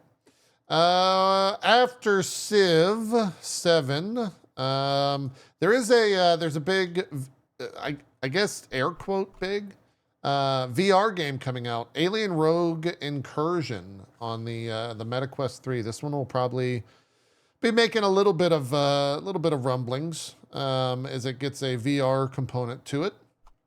We'll see how that one shakes out. I think it's launching on the Quest 3 specifically on the 13th, but we'll see what happens there. I actually have a question for you guys because I've never played them, and there's a billion of them. The Legend of Heroes games. Have you guys ever played those? Because there's like, Sorry, what? There's like 30 of them or some shit. Legend of Heroes? Yeah, it's like it's a JRPG thing. But how many are there? Yeah, like Oh he my means God. he means Trails game. Or Trials? Trails. Trails, yeah. Trails. Okay. There's a ton. There's 22. Yes. Wow. And they have a very beloved fan base. Every time I watch a trailer for them or even bring them up, they like fucking scurry out of the woodwork. They're like, they're talking about it. we got to say how good that game is. Trails mentioned, I'm here. Yeah. The Legend of Heroes Trails Through Daybreak 2 is launching on February 14th, PS5, Switch, and PC. They are epic, huge, all connected games from what I can tell. They all take place in like the same world, but I've never jumped into them. I've always heard that they're super fun. This one came out in Japan in 2022. So this is the English port. The English I'm port? guessing. Yeah. Yeah, let's see. Here we go. Here's a trailer. They're anime AF. Though this one actually has like a pretty good, more production than the other ones, I should say, in terms of its animation quality and stuff like that. Try now for free. I guess there's a free demo for it. Yeah. There's a battle demo and a story demo if you're wanting to check it out. They take a while. To localize because there's a fuck ton of dialogue. Got it. Okay. Yeah, to me, this is kind of like the YS. That and the Trails of games are very similar in terms of the one, beloved fan base, and two, the stories, because they're kind of all connected. They're one universe. Oh, they're made by the same company. That makes a lot of sense. There you go. Bada boom. Yeah, they're all made by the same company. There's Fishing Co. In the story demo, you can fish. It looks like on the left. You can also Anime be a guy fishery. with a. There's Fishing Co. That's all you got to say. Hey, that's a big sometimes. draw. Yeah, I have played some terrible games that had fishing in them. Just saying. I mean, we'll do it. Yeah. I'm not saying this is terrible. I'm just saying it's a big draw. It is a huge draw for Safe. Co. That's why I mentioned it. It kind of looks a little Persona-y, but yeah, I was just curious because I've never played any of them. I always have folks that say they're so good, but I've never checked them out. After that, February 18th, next big release, Avowed. That does have 5-day early access as well, so you'll be able to play that as early as February 13th if you're wanting to shell out. Is it $100 as well for that, chat? Hate it. Yeah. Hate it. For 5-day early access. That's becoming Hate it. honestly becoming a norm, unfortunately, with these. But that is, And of we're course, gonna see it. We're gonna see it more and more with Game Pass stuff too. right. Yeah. Way to recoup some of that. Yeah. What Game Pass gives you early access kind of thing? No. Buy it to get access earlier, or wait to play it on Game Pass, and that way you'll have a lot of people that are See what probably you're going to double dip. Right. So people that are paying for Game Pass will still want to play a game early, so they'll pay for Game Pass and they'll buy the game. In that case, Microsoft is like, yes. So that's the dream, right? That's the dream. Yeah. Here's some preview of it.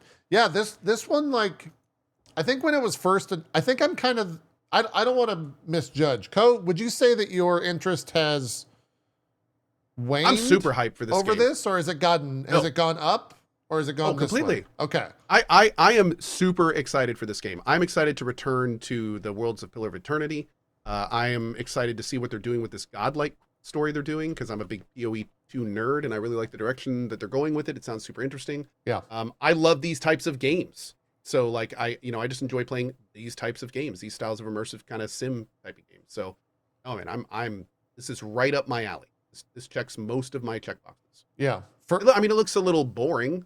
The combat looks a little lame, but I mean, combat in games like this have looked lame since Skyrim. Yeah. Like so, and it's not trying to reinvent that wheel. So it's one of those things where if you know what you're getting into, I feel like you'll have a fine time. But if you're expecting Avowed to, reinvent the immersive sim, I don't think you're going to get anything like that. Sure. It's not going to happen. Yeah. I would agree with that. Oh, is that the player character? Holy shit. What is that? That's why people awesome. play these games. For the Is that scuff. Julia? Did you do this preview? Yeah, I think this is Julia's character. Yeah, it's definitely a Julia Oh my character. god. Yeah, look at that. No, I think this character was the God. progenitor of the Ninja Turtles Foot Clan. Oh, there it is. Holy shit. Good reference, by the way. Points. Yeah, this is the IGN previewer's character. That's crazy. That's absolutely wild. I guess it's got a cool character gen in it that we will definitely be waiting for Julia's character via Twitter when this game launches. Yes. Holy shit. Yeah, for That me. character has been mewing. Oh God. Oh no. Oh no. No. Oh. That's an no. appropriate and acceptable way of using that term. Actual Yeah. use. Yeah, I know. It's the one time it's ever been used properly. Yeah. Yeah. So combat wise, I was actually like, when this game was first announced, everything that Coast said rang true for me. And I kind of was like, it looks all right. I think as they've gotten a lot of feedback, and we even had Carrie, the director of the game, on the show. And it sounds like they've taken a lot of that feedback to heart. And like every time we've seen gameplay in a combat point of view, it's gotten like better. It looks a lot more. Dude, the ragdoll physics looks so fun. Yeah, I don't want to say arcadey, but I guess just like fun, like not stale, not as like Co said boring. I think that's honestly acceptable to how it looked when it was first launched. Yeah. Oh Yeah. no, I'll say this: the very first stuff I saw from Avowed gameplay was a little concerning. Yeah. Because it didn't only look like standard boring; it looked a little clunky, and it looked a little like there wasn't any weight to it. Which is, there's ways to make a boring system also unfun, but you can have a boring system that's usable and carries you through the game. So I think it looks like the system, especially in the later stuff we've seen, does have more reaction. There's more weight, which is great. I was a little concerned about that. Yeah. I really like the look of the game, the exploration. For me, like Skyrim is obviously, you can look at this and be like, oh yeah, it looks a little bit like Skyrim. The exploration and walking around and like discovering things is always my favorite part of that. And from all the footage that I've seen of this, it looks like they've done a pretty good job of like hiding treasure chests that are on like a second floor of a building, and you have to like look at the building, find where you jump around, and then you go get like, the magical item. That's enough for me to wander around in your world for a good amount of time. If I'm able to get like, this right here. Optional stuff. Yeah. Find a chest completely. behind a waterfall and see what's in that. I don't know about finding whatever the fuck that spider was, but I feel like we've like circled back around to the golden age of chests behind waterfall. I feel like there was a good couple of years there where every waterfall was just there was nothing. There's and it was nothing. disappointing, and now we're back. Yep. yeah, I would agree with that. Combat looks cool though. Going back to that, you can use like a myriad of different weapons. You can dual wield wands. You can dual wield pistols. You can have a giant hammer. You can sword and board it. You can Ever dagger. since seeing, like what Strippin was saying, ever since seeing those ragdoll effects and everything, that's made me really want to be like a big two-hand You want a hammer. two-hander? Like I just want to knock these fools around. There's a lot of cool spells that have like force components in, and I'm wondering how much of those are going to be into this whole thing. So could be fun. Could be fun. I wonder if we're going to be able to make builds like that. We'll have to see. Yeah, I don't know. Obviously, there's the whole story component to it. Funny the big enough, thing for me. like in terms of, I guess, modern day CRPGs, Pillars 2 was one of the few that I finished. It was right at launch, so I remember the final encounter was bugged. So I was able to actually rush it because it was a bugged encounter. Otherwise, I would have not no way would I have been able to complete that on the hardest difficulty as fast as I kind of zoomed through the end of that game. But I am familiar with this world enough to where I'm interested in the story a little bit. That'll be interesting how they handle that for people that have not delved into the Pillars world. They've stated many times that they are not anticipating many of the players of Avowed to have played the previous games. So they're going to have to approach that. It's going to be interesting to see how they approach that, because even the lore from what we've heard of the main character involves you understanding a lot of the history of the gods, what a godlike is, why it's so rare that this one, they don't know who this one's is. Is this a continuation from the previous? So this is interesting because I think it takes place, from what I understand, much later, and it doesn't involve the same people, but there may be references. Okay. So Right, okay. the stuff that we've kind of heard of is in the world of Pillars of Eternity, there's these people called godlike. And godlike people are chosen by the gods, and the gods are real in this, to kind of be their chosen or avatar. So like a fire god will have flaming hair, and aquatic god will have like scales and stuff. So the premise is that your character, and I don't know if they've changed this is early, but the premise, from what I understand, is that you are a godlike of a god nobody knows, and you don't know either. And this has never happened before. So it's like this really interesting thing where it's like, what the hell is going on? This puts a whole new spin on a lot of the lore that has been established. This puts a whole lot of spin on wait, was a god created? Because that was a thing that happened back in the day. So for Pillars fans, it's a very interesting premise. And I know one that I'm incredibly excited to explore. It sounds like they could do some very fun narrative things with that. Yeah. And you mentioned the other thing too, that they have said that this game's not going to be like a super long No, RPG? they said they specifically did not make it open world, and they wanted it to be a more focused narrative experience. So I'm guessing they were alluding to a more Outer Worlds style game, because Outer Worlds is not open world. It's semi-open world. You can look around the planets and stuff, but you generally have main missions on each planet. And I'm wondering if they're kind of taking that approach with it. Got it. Okay. Cool. Yeah, so that launches on the 18th. 5-day early access to that if you want to buy into it. Co and Zeke, I guess I'm actually okay announcing this. Hopefully, I don't think they're going to get mad at me because we haven't fully locked it in yet. But I'll go ahead and do it, and if they get mad, it's my fault. Zeke and Co are out. How are they going to be mad? Yeah, it's true. I'm just promoting their game. Zeke and Co are out the weekend of the 16th. We talked about that at the beginning of the show. If you weren't here for that, Co's going on family vacation. Zeke's going on vacation. Yeah. Family vacation, sure. Family vacation, yeah, same thing. Two family vacation, there you go. Yeah, so they will not be here for the 16th. However, we've got two ringers joining us, Dan S. Gaming, also known as Dan's Gaming, and King Gathalion, who are both very interested in Avowed. And that was kind of the requirement for them coming on, because we're going to have Casey back from Obsidian. We'll be talking about the game. And by then, we will have all played it, because I think we're going to start checking it out on the 13th. But that should be a good time having her on here. We had her on the first time, and she was great. I actually had a blast talking to her. We got really good answers. Didn't seem like it was super corpo, super PR. So we're gonna have her back on and see how it goes. And that'll be a very interesting time to talk to her, because feedback will be out, right? People are gonna be talking about the game. 3 days. 3 full days. The game has been out. So yeah. 72 hours. So Field your questions. Get your questions. It's going to be very interesting to have her on. And two, shout out to her for actually being brave enough to come on while your game is it shows confidence. Yeah, hell yeah, man. Yeah. Good for him. Yeah. It does. It really does. Will we be streaming the game on the 13th? I know I will. I'm sure many of these guys will too. Yeah, I'm definitely checking it out. This is probably behind Wilds for my most excited. I've been playing so much competitive shit lately that I'm looking forward to jumping into something that's, story driven, taking it at my own pace, not having to deal with 5 other people's egos. Just, or 200, depending on what game you're playing. Yeah, exactly. Just having a blast. So, we'll have her on our February 16th show with Dan's Gaming and King Gathalion. After that, the next big release is going to be February 21st. Like a Dragon Pirate Yakuza in Hawaii. Does that also have early access? I have no idea.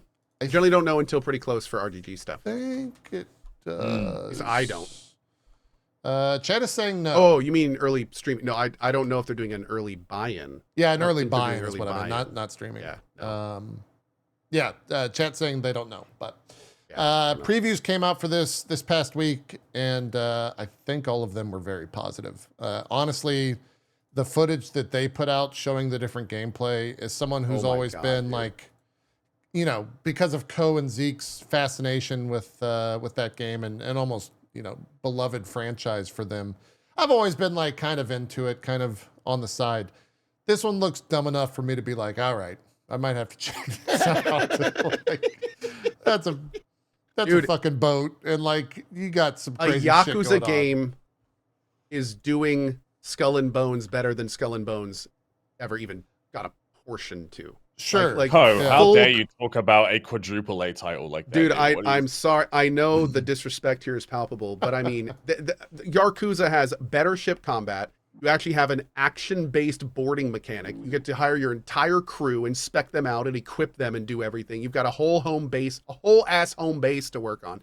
Like it literally did it's doing everything that Skull and Bones we thought it was going to do better in a Yeah, Yakuza game. The combat just looks like stupid fun. Like, look at this shit. Oh, it it looks looks so awesome. great. Like it's Yeah, dude, it looks fantastic. It looks and this is when you board boats, it's this combat. Yeah. When you take over other boats, it's this. yeah. It's gonna be ridiculous. And you mentioned you're gonna have like your crew and whatever. Yep. I feel like that's almost it's almost downplaying the fact, like when he says your crew, he means like bears. He means like people Chickens. in diapers, probably giant chickens, like just completely absurd shit Dude, in the I best way am- possible. I am so impressed with their ability, like that team's ability to constantly reuse their assets to make something new Yes. and And like still turn out. somehow keep it fun and interesting. Yeah, hundreds of hours of new, fun, and interesting content, consistently putting out new It's insane. titles. I think it was like, wasn't it 2 this year? They got 2 coming out this year. Yeah, something like Yep, that. Like a Dragon 2. Crazy. Yeah. Yeah. Oh, well, and then Like a Dragon 2 was Absolutely. the beginning of last year. Yeah. Yeah, it's just bonkers, dude, Yeah. Definitely like in the best way. best in class of terms of doing that, because they could just be pumping out, you know, the same Yakuza games, but instead we're getting a pirate game, which absolutely insane. Zeke, you're Also, definitely the checking perfect this out. platform to see the Nancy Chan again, who is the crawfish summon that you can do. Yes! Oh, Old I hope Nancy Chan. can be a cannoneer.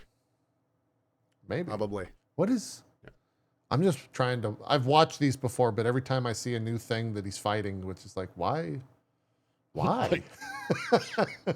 What is this? This is so wild. It's like these games are better when you don't ask why, because otherwise you'll be asking why every couple of seconds. right. No, And, you're. Yeah. The whole Yeah. game is No, basically why? Yeah. Yeah.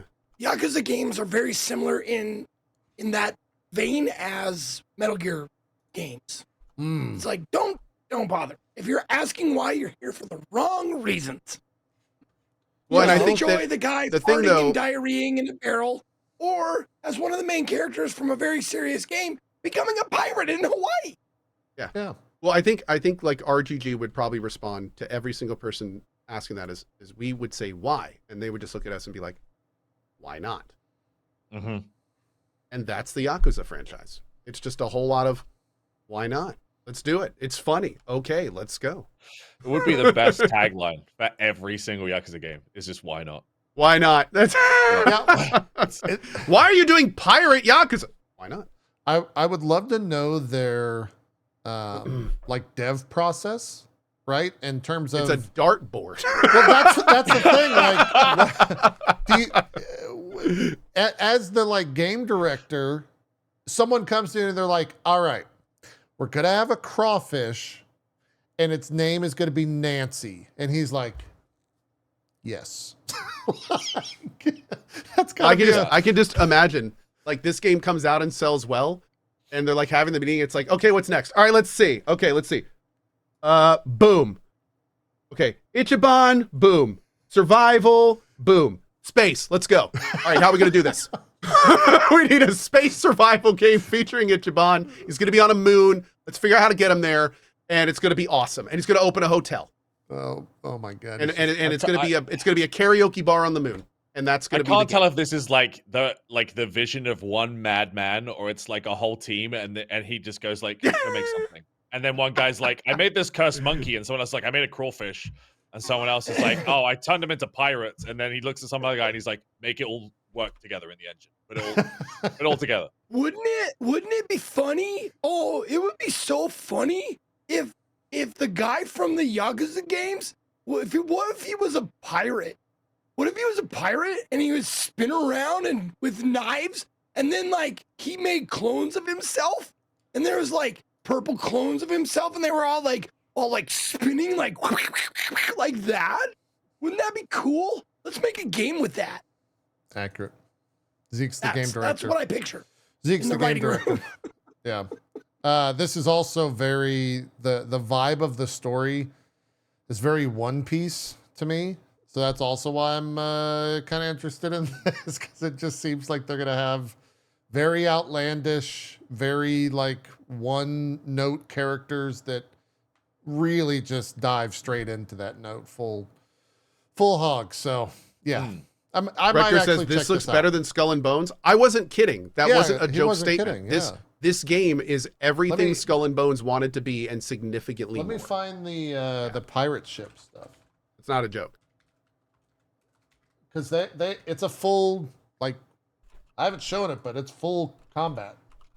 Like, they're not, and it looks more fun than Skull and Bones did by a large margin.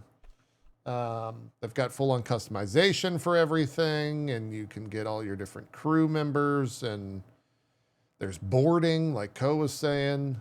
They have the stupidest name. This is Madlantis. Sure. The pirate hub. Yeah, the pirate hub, Madlantis, you know. Dude, Out look at in, this. Oh my god. Out in Hawaii. Dude, it looks so good. It looks so good. Here's the boarding And here comes the process. boarding dude. That looks so awesome. Yeah. Like giant group combat. You're fighting the other ships. Oh, dude. That's so good. Yeah. It looks like it's going to be a good time. That'll launch on the 21st. I don't think there's going to be any like early access buy-in for that. Oh, guys, unfortunately, we're not going to be able to do the Drop Frames Classic this year. I didn't know this was a thing. The PGA Tour 2K25 releases on February 21st. We're not going to be able to do our Golf Classic again. Not on release. Okay, maybe a March I think I still got my hat somewhere. Okay, Yeah, I'm gonna have to find it again. we might have to do that maybe in March. The old Drop Frames Classic. Ye old Drop Frames. Co won last year, right? Did I? I think I was dead last. I think I fucking sucked. And then I think you and Zeke were actually competitive. I don't think that's true. I think I probably was last place. No, man, dude, I was trying to rip it and grip it every fucking, I was like 5 inches from the hole and I got my driver out. Like it was bad. It was really bad, if I recall correctly. So yeah, maybe we'll do a Drop Frames Classic in March. I'm down. The big game, the final big game of February is going to be Monster Hunter Wilds, dropping on PS5, Xbox, and PC. There will also be demos, or what are they calling it? Beta weekends? Open beta tests. Phase 1 and Phase 2 throughout February. The first one's on February 6th. The second one will be on February 13th. If you're wanting to check that game out or see how it runs on your PC. I think you can also keep the same character. So if you want to do a character creation, you'll be able to do it before the full game launches on February 28th. Interesting. And as someone who's seen that character creation from the first open beta, it Yeah. was very in depth. And so if you're one of those people that likes to spend a lot of time making your character, you should do that before the game. comes This out. this Little bit of beta a test. Oh, go on, go. Go ahead. No, go ahead. Go ahead. I was gonna say this beta test is the same build as previous one. They just added Gypsaros. So the new it's monster. not really like it's not a good hardware test if you're like trying to see if your hardware is good. This is like it's a pretty old build. and doesn't have like any other optimization or stuff in it. Doesn't have any other new stuff they've put in. So I would say don't use this as like a metric. Okay. But given that like the kind of like the dev shows they've put on and stuff, all the stuff that they're doing is very similar to Final Fantasy XIV's approach to like Western game dev. And so I would probably expect like some kind of benchmark thing to be coming out beforehand so you can gauge your system. Okay. But Cool. yeah, I would say don't use the beta as like a benchmark for like, can I run this? Because it's pretty unoptimized and it's the old build. They just added some stuff. Got it. So we're still gonna see like the weird pixel resolution issues. Some people will probably see the weird pixel thing. Yeah, I'm not. So gonna lie. that might be a bonus, and we talked about that when we first saw it on the show because it was fucking hilarious, to be honest, seeing like a triangle shaped monster just beating your ass. It was good Yeah. times. It was good times. Yeah, no. I mean, I spoke to John, the community guy, and I was like, "Are you guys worried that you're like running the same beta build again, like this close to launch?" And they just they don't worry at all. They're like, "No, it's fine." I mean, that Want shows people to play. confidence in a lot of ways. Yeah, Yeah. they were insanely confident. So Yeah. That's good. I watched some of the clips, and it looks like you were fighting like an end boss from Star Fox 64. Yeah. Yeah. It's good stuff. Sorry, it took so long to pull up footage of this. Yeah, this is a game I think Strippin probably the most excited for out of all of us. I'm very excited for it. I fully expect to lose myself in this. I'm a little worried, as with at least Worlds and a little bit of Rise. There's a lot of content, but the end game has always been the type of thing that they add to over the course of months after launch. And so I hope that the end game is like, there's enough of a chunk there to actually dive into, rather than just hunting like one single monster over and over and over and over type deal. We'll see what happens. I'm sure they're going to have more reveals and whatnot, because we don't know that much about end game, right? Like we don't know exactly how that's all going to shake out. no, Apart from what's in other Monster Hunters up to this point. Yeah, we don't really have any idea. I asked the queue manager. I was like, "Hey, how easy is the game? Does the end game like pick up?" And he just kind of smiled and winked at me. Was basically all I got. Okay. So, Fair enough. I just imagined Yeah. like a Will Ferrell thing where he was like, wink. It was. I'm not even exaggerating. I went down to Capcom last week, their headquarters in London. Oh, and hell yeah, played, dude. A near final version of a game I can't mention, but you can probably assume. And had a bunch of questions, and it was cool. Yeah, I'm gonna have some footage I can show off later in the month. Did you play Donster Bunter? I don't even know what that game is. Can't but, talk about Donster yeah. Bunter. Yeah, I've got some cool footage I'm going to show off later in the month. I'm going to have the community manager come on as well. And we're going to show it off and go over it. So Nice. How fun! It's definitely going to be my game of the year. I can't wait. Before I see what this is my game of the year. Yeah. That works.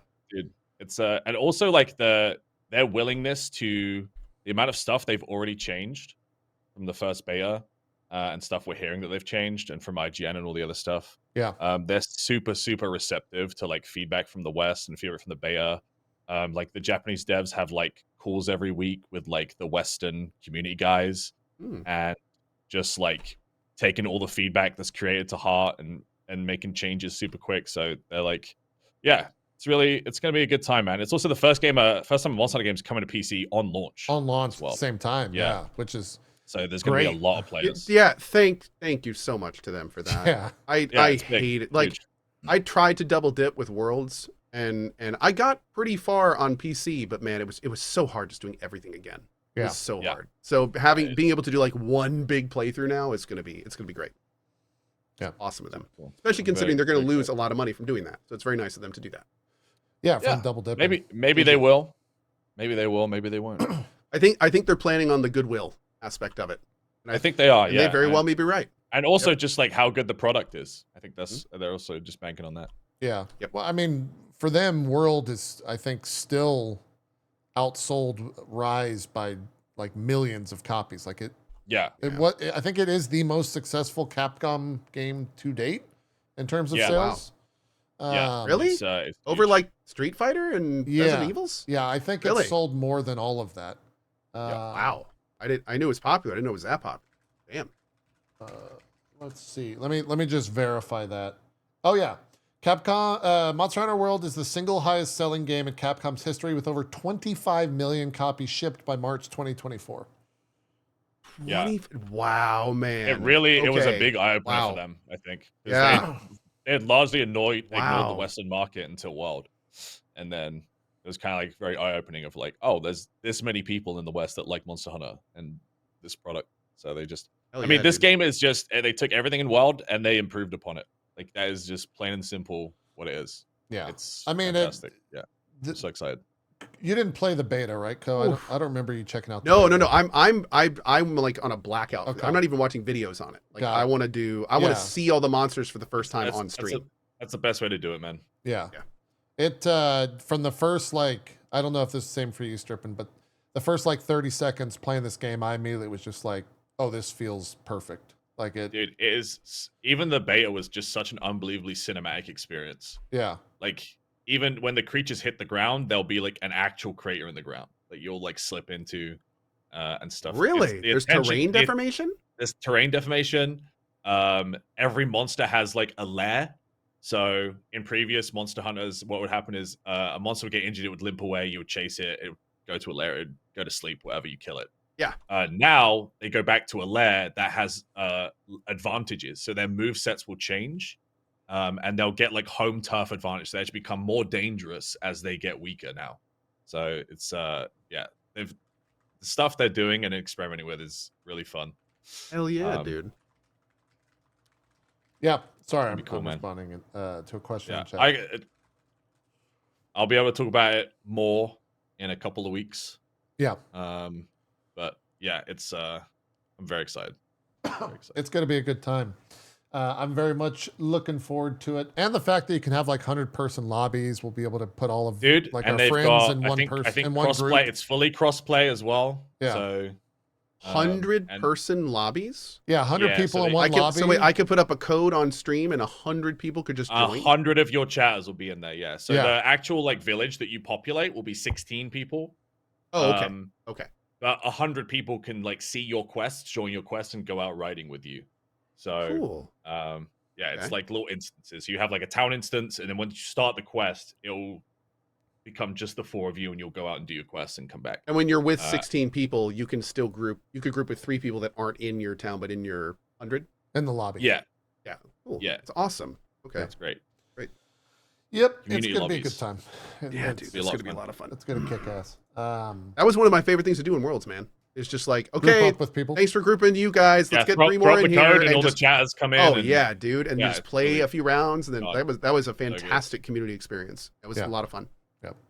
Yeah, and also in this one, like obviously in World, if you wanted to go to like the forest or Elder's Recess, you would have to like actually like change and go through a loading screen. And this is like it's all joined in. You can like walk from one zone to another. Nice. It's dude, the open world is crazy. Yeah, I don't know how they've done this in a game and it runs. I don't know how they've done. Yeah. Damn, Well, y'all they get me way more hype for this than I was expecting. Dude, I'm excited more so than any other game right now. Like I'm really This is your craving top it. anticipated game right now? Yeah.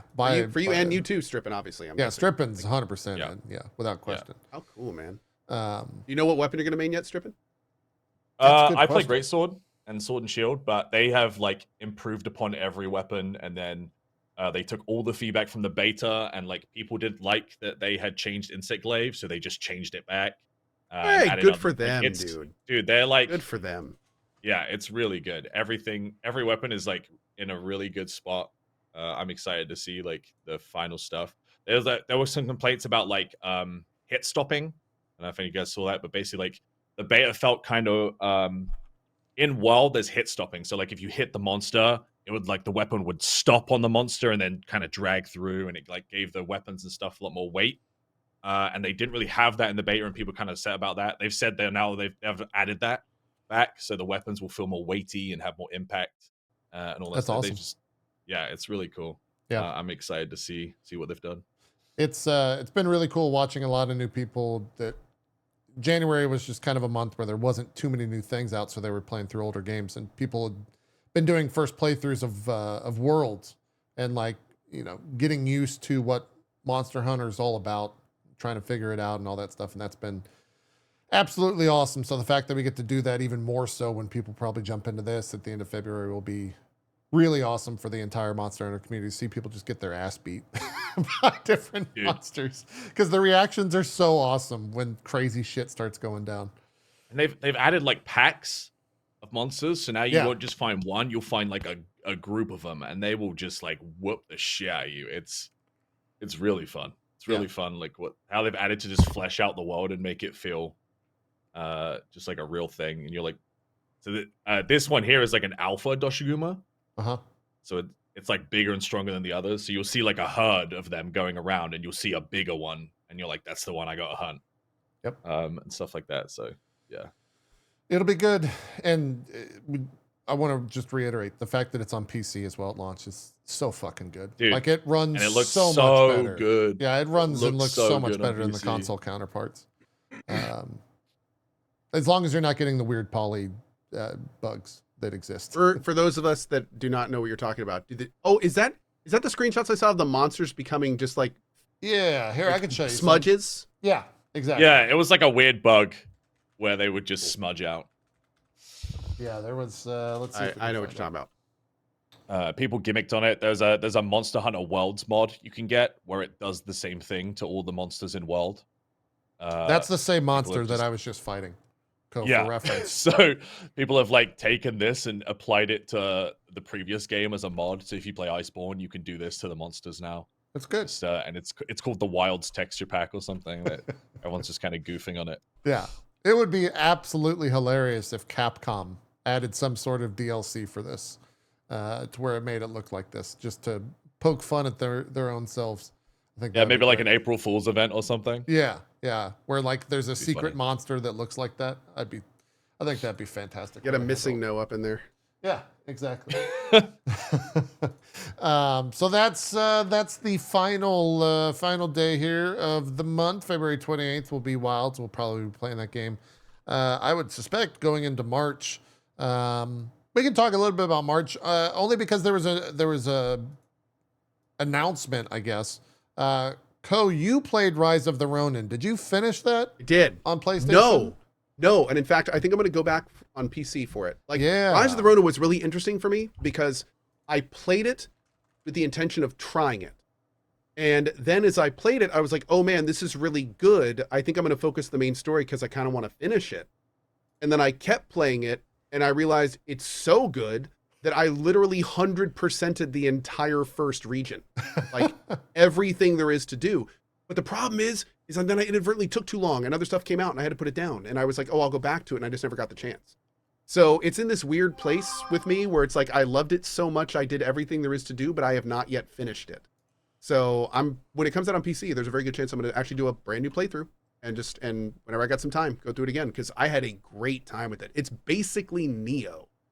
In a lot of ways, it's Neo, but it does a lot of other important things that are not Neo, and it's doing a lot of new things that aren't really big in this type of game. So, but I had a great time in it. It's a super fun game. Yeah, it looks really cool. It also looks like the PC version, without question, is going to be the best way to play it, just from graphics and FPS alone. So it looks great. Yeah, I a lot of might fun. even dive into it. There was a bunch of other games that came out. I don't remember what those games were, but they launched right around this coming out. And there were a bunch. I went the opposite If I way had for just it. focused the main story, I might have finished it, but the game was too good. Like, Yeah. I was having too much of a good time, like doing all the side stuff. And what I really like about that game is the side stuff is super meaningful. So like you get really good stuff and really good new abilities and really cool, like unlocked crafting things for doing all the side things. They really reward you for doing it. So made it very engaging. Cool. And then we talked about Assassin's Creed Shadows. That's on the 20th.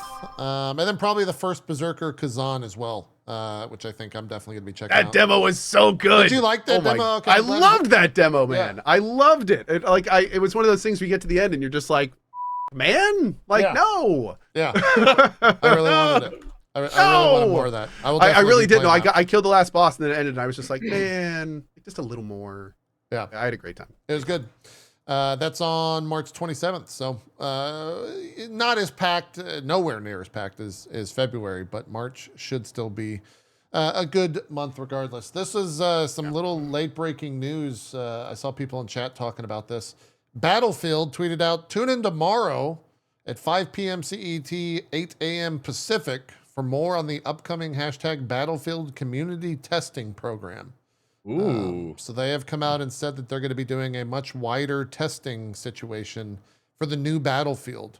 And I guess You wake me up when you're making 2143. It might be a bit for that. They might not ever do that. Hey, they made By a a 2040 bit, something, we right? mean Come on, we're getting there. Literally Slowly. never. Yeah. Yeah. What was that? Still the Strippin'? best Battlefield there was. I was just saying by in a bit we mean literally never. It will never Oh, happen. yeah. So I guess I don't know if that means that like new Battlefield announcement tomorrow. I guess if you're going to allow people to play the game, you're going to at least have to show it. There's no way that they can contain the leaks of that if they're looking to grow the amount of people that they let into that program. I'd be shocked. What is this? Did you guys talk about this? Oh, there's also this news out of Overwatch. Groundbreaking PvP gameplay changes coming. Wait. Watch Wait, Overwatch 2 I thought those Spotlight. guys. I heard those February guys looked 12th. at Marvel and just said, "Shut it down, we're done." Is that not what happened? No, they're announcing groundbreaking PvP gameplay changes. Groundbreaking. Yeah. I really feel like they should have done that before Rivals came out. Yeah. Well, I think my hope is that Rivals is the kick up the ass that Overwatch needs to be like, okay, we need to make more content. We need to make more balance changes. Like, hopefully they elevate each other is all we Okay. can hope for. Coming from a non-Overwatch player from the outside looking in, I feel like they tried to do that with 2 and failed kind of miserably. yeah. So I'm not really sure Yeah. what's left in their bag of tricks right now. Like, honestly, Yeah. I think they're kind of setting them up for failure, saying groundbreaking anything at this point. Well, Like, they've already they're- announced. to put it bluntly, I will be baffled if anything that comes out of that is anything even remotely close to groundbreaking. Yeah. They've So- already kind of announced that they're going to do a ranked mode in the next season for 6v6 to see if they want to take the entire game back to 6v6. So, I know. Somebody just said in chat, they're going to be like, "We've come up with a fundamentally new way for you to unlock that we call it the Battle Pass." they've already got that in there. They've already Oh, I got a battle know. I'm pass, just saying, they're just going to like reintroduce something that another game has done and just bring Oh. it over to their place and just be like, Yeah. "Wow, The Blizzard look special. at this." Yeah. They, Yeah. I'm waiting for fucked them to announce like you've tried first person, you've tried third person, we're gonna do fifth person. Fifth person. Where you play You the know what it game is? backwards. We don't either. You play the game You play the staring at your game from character one of and your looking other behind you. teammates' POVs. They Oh. control your character from their You can only watch other people, and they have to verbally relay to you where you are and what you're doing. Yeah. It's like Oh, that my life don't from keep my talking life. and no one explode bomb game, except it's now they're doing. I just don't That's like it's the future. them putting groundbreaking there is so just I silly. mean, it's what Ko said earlier about the PoE1 thing. Like, no updates kills you. Like, they It's a living game. yeah. yeah. The press is very much on Rivals right now, and if they don't go, hey, look at me, then I fear it's going to get worse. So I see what they're doing, but whether The we only problem at though the- is, I mean, what were we just talking about? How PoE1 set all these expectations that they couldn't live up to. And it's Yeah. like, cool. And now your PR team is saying that you're going to be releasing groundbreaking multiplayer things. It's like, I mean, Overwatch 2 did the same thing, man. They promised PvE, they promised a bunch of other stuff, and they then had to come out and say, hey, we're doing none of it. you know, somebody just said this in chat, but this is the kind of thing I wouldn't be surprised. Like, what if they just add a third side or something? It's like third 5v5 v5. Oh Yeah, God. and they're like, look at Wow. this! Look at this! Groundbreaking! yeah. Yeah. The wild Uh, the wild part about this is I was looking up the date. So they're doing that on February 12th. And then Rivals is launching their 2 new characters. I want to say the 21st-ish. 21st through the 28th. So they might have the press for like a week, but then no one's going to be talking about probably, whatever that is, because there's going to be new Marvel Rivals characters out. So I don't know. I don't know what they're doing. Well, we'll see what it is. They still have a somewhat dedicated player base. Most of them are sampling Yeah, Rivals yeah. banquet across the hall. They But still have a diehard community without yeah, question. so it's a pick up and play game. It's free. I think they're doing okay, but right now they're definitely in a very big shadow. Yeah, which is and China funded Marvel Rivals. yeah. On topic of Rivals, I'm still playing daily. I've got 200 hours in the game. Still enjoying it? I still rage queue that game every night. Yeah, still. It's interesting. Over the last week, I have been lurking in streamer buddies that I've known over the years that have been playing Marvel Rivals because I wanted to kind of get it a little bit more. Like, why are people freaking out over an Overwatch clone? Like I was in Seagulls and even Lyric was playing. It does look surprisingly different. And what's wild is I'm noticing the people playing it are so much more engaged than like I would remember seeing from Overwatch streamers. Why is that? I don't know. I can't put my finger on it, but I'm wondering, as active players, why is it so much more engaging? What do you mean? I classify engaging by people that are connected to the game. Like a lot of times, especially with old Overwatch stuff, it got to the point where it was routine. You could tell people were just grinding ranks or focusing more on chat than the main. Like it seems like people that are playing Marvel Rivals care a lot more. Is it just because it's new? Well, I think yeah, Strippin, I'm interested to hear your answer on this. Well, I think the time to kill is faster. I think there is more buttons to press and more things to do for a lot of the cast. The cast is 3 times the size. So you don't like pick a character and be like, I guess I just learned this character. Like there is so much to sample from and to do. And there's no like fixed role queue, right? So that was the thing people were pushing for at the start. Why is there no fixed role queue? And they kept saying, we're not going to do it. Like, we're not going to do it. And instead they've got these team up systems, which is like, if you pick a certain character with a certain character, they both get bonuses. Like they get stronger or they get an extra move. So honey instead of the stick kind of thing. Yeah. Yes. Very much honey instead of the stick. Yeah. And I think for me, that's the appeal for me personally. I don't know. JP has played a lot more Overwatch and a lot more Marvel. So probably. Yeah, I think for me, the fact the game's third person adds a lot because it sounds stupid, but the movement and like the idea that you're playing that character feels so much more real than it ever did in Overwatch. And it's also the fact that like there's the whole fucking superhero fantasy, right? Like Strippin, I'll use Strippin as an example. Strippin played Wolverine because he wants to be Wolverine. Like Strippin wants to embody everything about Wolverine as a character. So I do it in game and everyone just flames me. Yeah. but I'm happy and I'm free. Okay. Yeah. So you guys like what's interesting.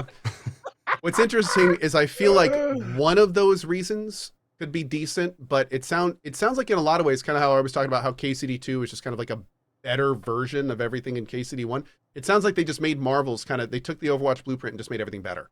Yeah, they definitely copied all of the. It feels cool. 2016 Overwatch. I think everyone that played Overwatch in that era is like some of the best times in multiplayer gamings of the past like decade. And this, if anything, no pun intended, like rivals that, if not eclipses that, because everyone's playing it, everyone's talking about it, everyone's having a great fucking time doing it. And they're all characters that have like this, 80-year lore into all of it. So when they put in a new skin, it's not just like Lucio with like a fucking robot theme. It's like, oh my God, this is Captain America from the fucking comic book in the 1964 version and blah, and it's got all this look and like. I was actually analyzing the Invisible Girl costume extensively. Yes. Also, and okay. Me too. I mean, we joke about it. It's also that everyone wants to fuck all the characters. Sir! Hey, sir! Comic book superheroes are all hot. It can't be helped. That's just the source material. It's true. Also, I think every single character is hot. Roadmap and like their content roadmap and the frequency at which they're putting out content is so refreshing as well. I think especially for people that played Overwatch for a long time. Oh yeah. Got a long period in Overwatch with not getting a lot. Like maybe one JP. character a year. Yeah. It's Buddy, true. just because that's what we all think, it doesn't mean you have to say it out loud. Oh, I'll say it out loud. I'll speak my truth, Co. I'll, The truth hurts all of us. Here's the no thing. tact. Here's No the thing. tact. That was always the joke about Overwatch, right? Is like Overwatch had its characters, but then there was always like, oh my God, can you believe that all this Rule 34 shit happens to the Overwatch characters? Marvel Rivals is like, yeah, we'll just put that in the game. Like all our characters will just have incredibly hot outfits. Who fucking cares? We'll make people pay $5 for that. Like, it's who cares? And so that's why everyone's just like, fuck yeah, I'll spend $5 on this. I think they said the first month the game made $30 million or something like that. That was the estimation. It had to make more than that, dude. That's an insane amount of money. Oh, I'm sorry. You're right. 136 million is how much they made in the first month. It's a lot of invisible booty. Month. Yeah. And the game's free. Yeah. So they made all that money off buoy. Wait, and they're Love it. someone else in my chat that we need to wrap. Someone else in my chat made a great point saying they have a content release schedule akin to something like Genshin Impact or any Hoyoverse game. That's what I was saying. Yeah, and like that's a big thing because when the game launched, you're not just inundated with a shit ton of skins, but now every week there's 2 new skins. And when those skins come out, they have Tuesday, they announce that there's 2 new skins. Wednesday, they announce a video for one of the skins. Thursday, they announce one of the skins, and then they're on sale.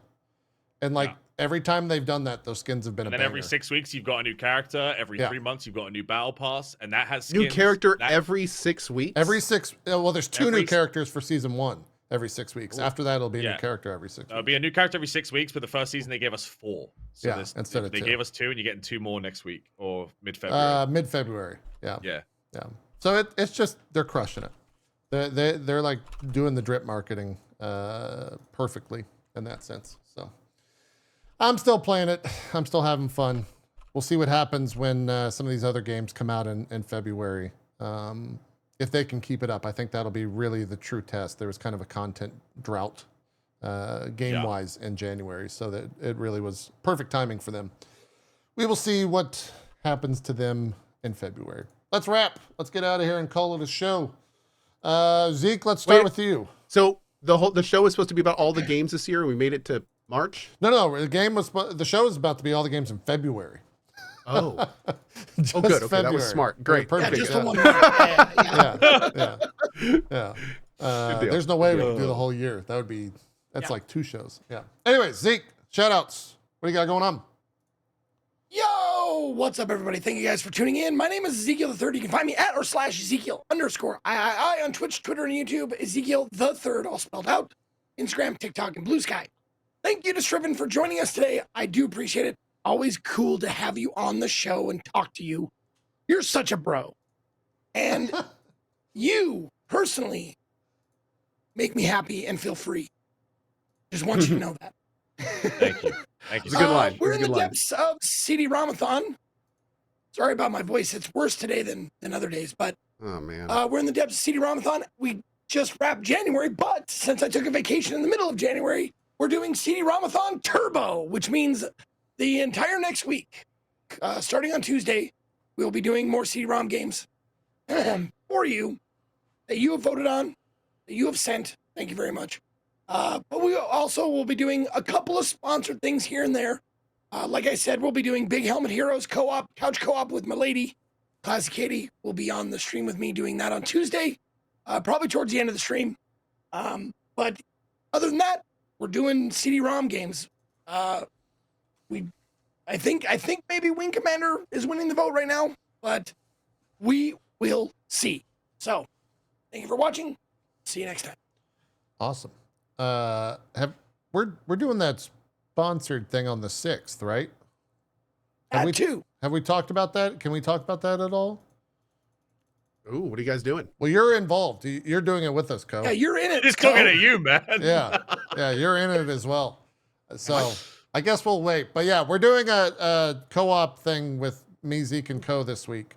on the 6th, I think. Surprise, Co. Surprise. Yeah, surprise. Yeah, but I don't think we have a date and time or a time To for be- it. But To be fair, I have not paid attention to anything but KCD2 for like 2 weeks. So there's Yeah. a very good chance I've been told about this at some point. And I'm just, there you go. Anyways, well, I'm sure we'll talk about it on Twitter, and figure we'll it see you out. guys later this week. Yep. Strippin, do some Yo. shout outs. What do you got going on? What's up, gang? I'm Strippin. Thank you, the boys, for having me on. Always good to hang out with you guys. I love you. I'm kind of doing a bit of everything this week. I'm going to be finishing Vintage Story on Monday, Street Fighter on Thursday, Monster Hunter Beta on Friday. I play a bit of everything. Feel free to come on by and just see what's going on that day. I'm basically waiting till Monster Hunter. I got 3.5 weeks to go. You got to save your mental.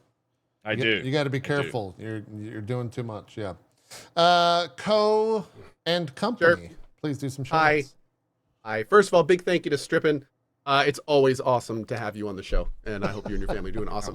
As always, thank you to JP and Zeke. You guys are great, and this show has been a lot of fun. I feel like we need to do more shows that like have themes and stuff because I love this stuff.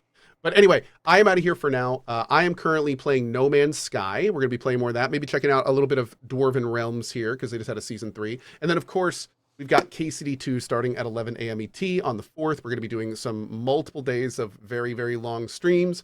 Hope to see you there for them. And yeah, we've got a lot of this fun stuff in February. Avowed, Civ 7, Monster Hunter, and the thing on the 6th, and some other fun things as well. So it's going to be a good time. Hope to see you there. I am not here. Oh, wait. Are we? We are here next week, and Yes. then not the week after. Yes, we So are should here be the good. 9th, not the 16th for you guys. Cool. So I will see you guys next week if I don't see you before. And as always, thank you so much for watching. We had a good time. Fantastic. By the way, I forgot to mention I finished Indiana Jones. That game's good. Game's good. Game's good. Game's I good. also understand the karate commentary. Yes. Karate! I know karate. It's very good. So good. Thumbs up to that. I highly recommend you play that game if you have Game Pass.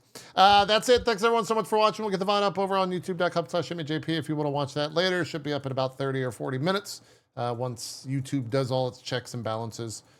Strippin, are we playing League or am I safe today? No, this is a mental health day. We're safe. Okay. Whew.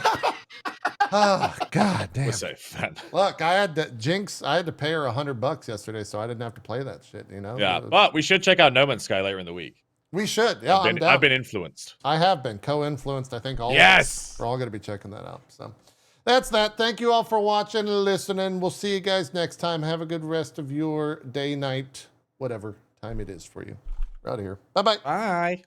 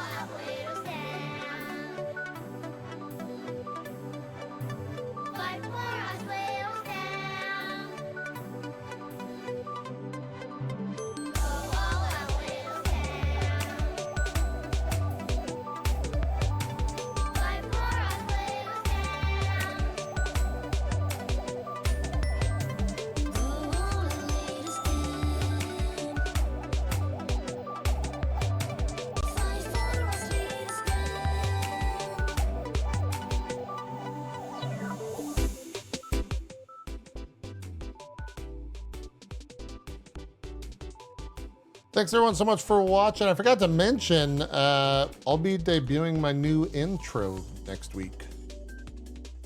Probably on like Wednesday. It's finally happening. So mostly speaking to my chat with that, but if you want to see it, I'll, you know, you guys are welcome to see it in the other chats, but that should finally be happening. First intro change in like 10 years? Something like that. Should be good. And then what am I doing tomorrow? I think me, Jinx, and Naomi are going to play more 7 Days to Die tomorrow. We're not 100% certain, but I'm looking to lock in. But yeah, that'll be that. Thank you guys so much for watching. Let me get this uploaded. Barry said we already ran ads. So I'm just gonna fade the music out and call it a stream. Okay? You guys are great. Have a good day. Bye-bye now.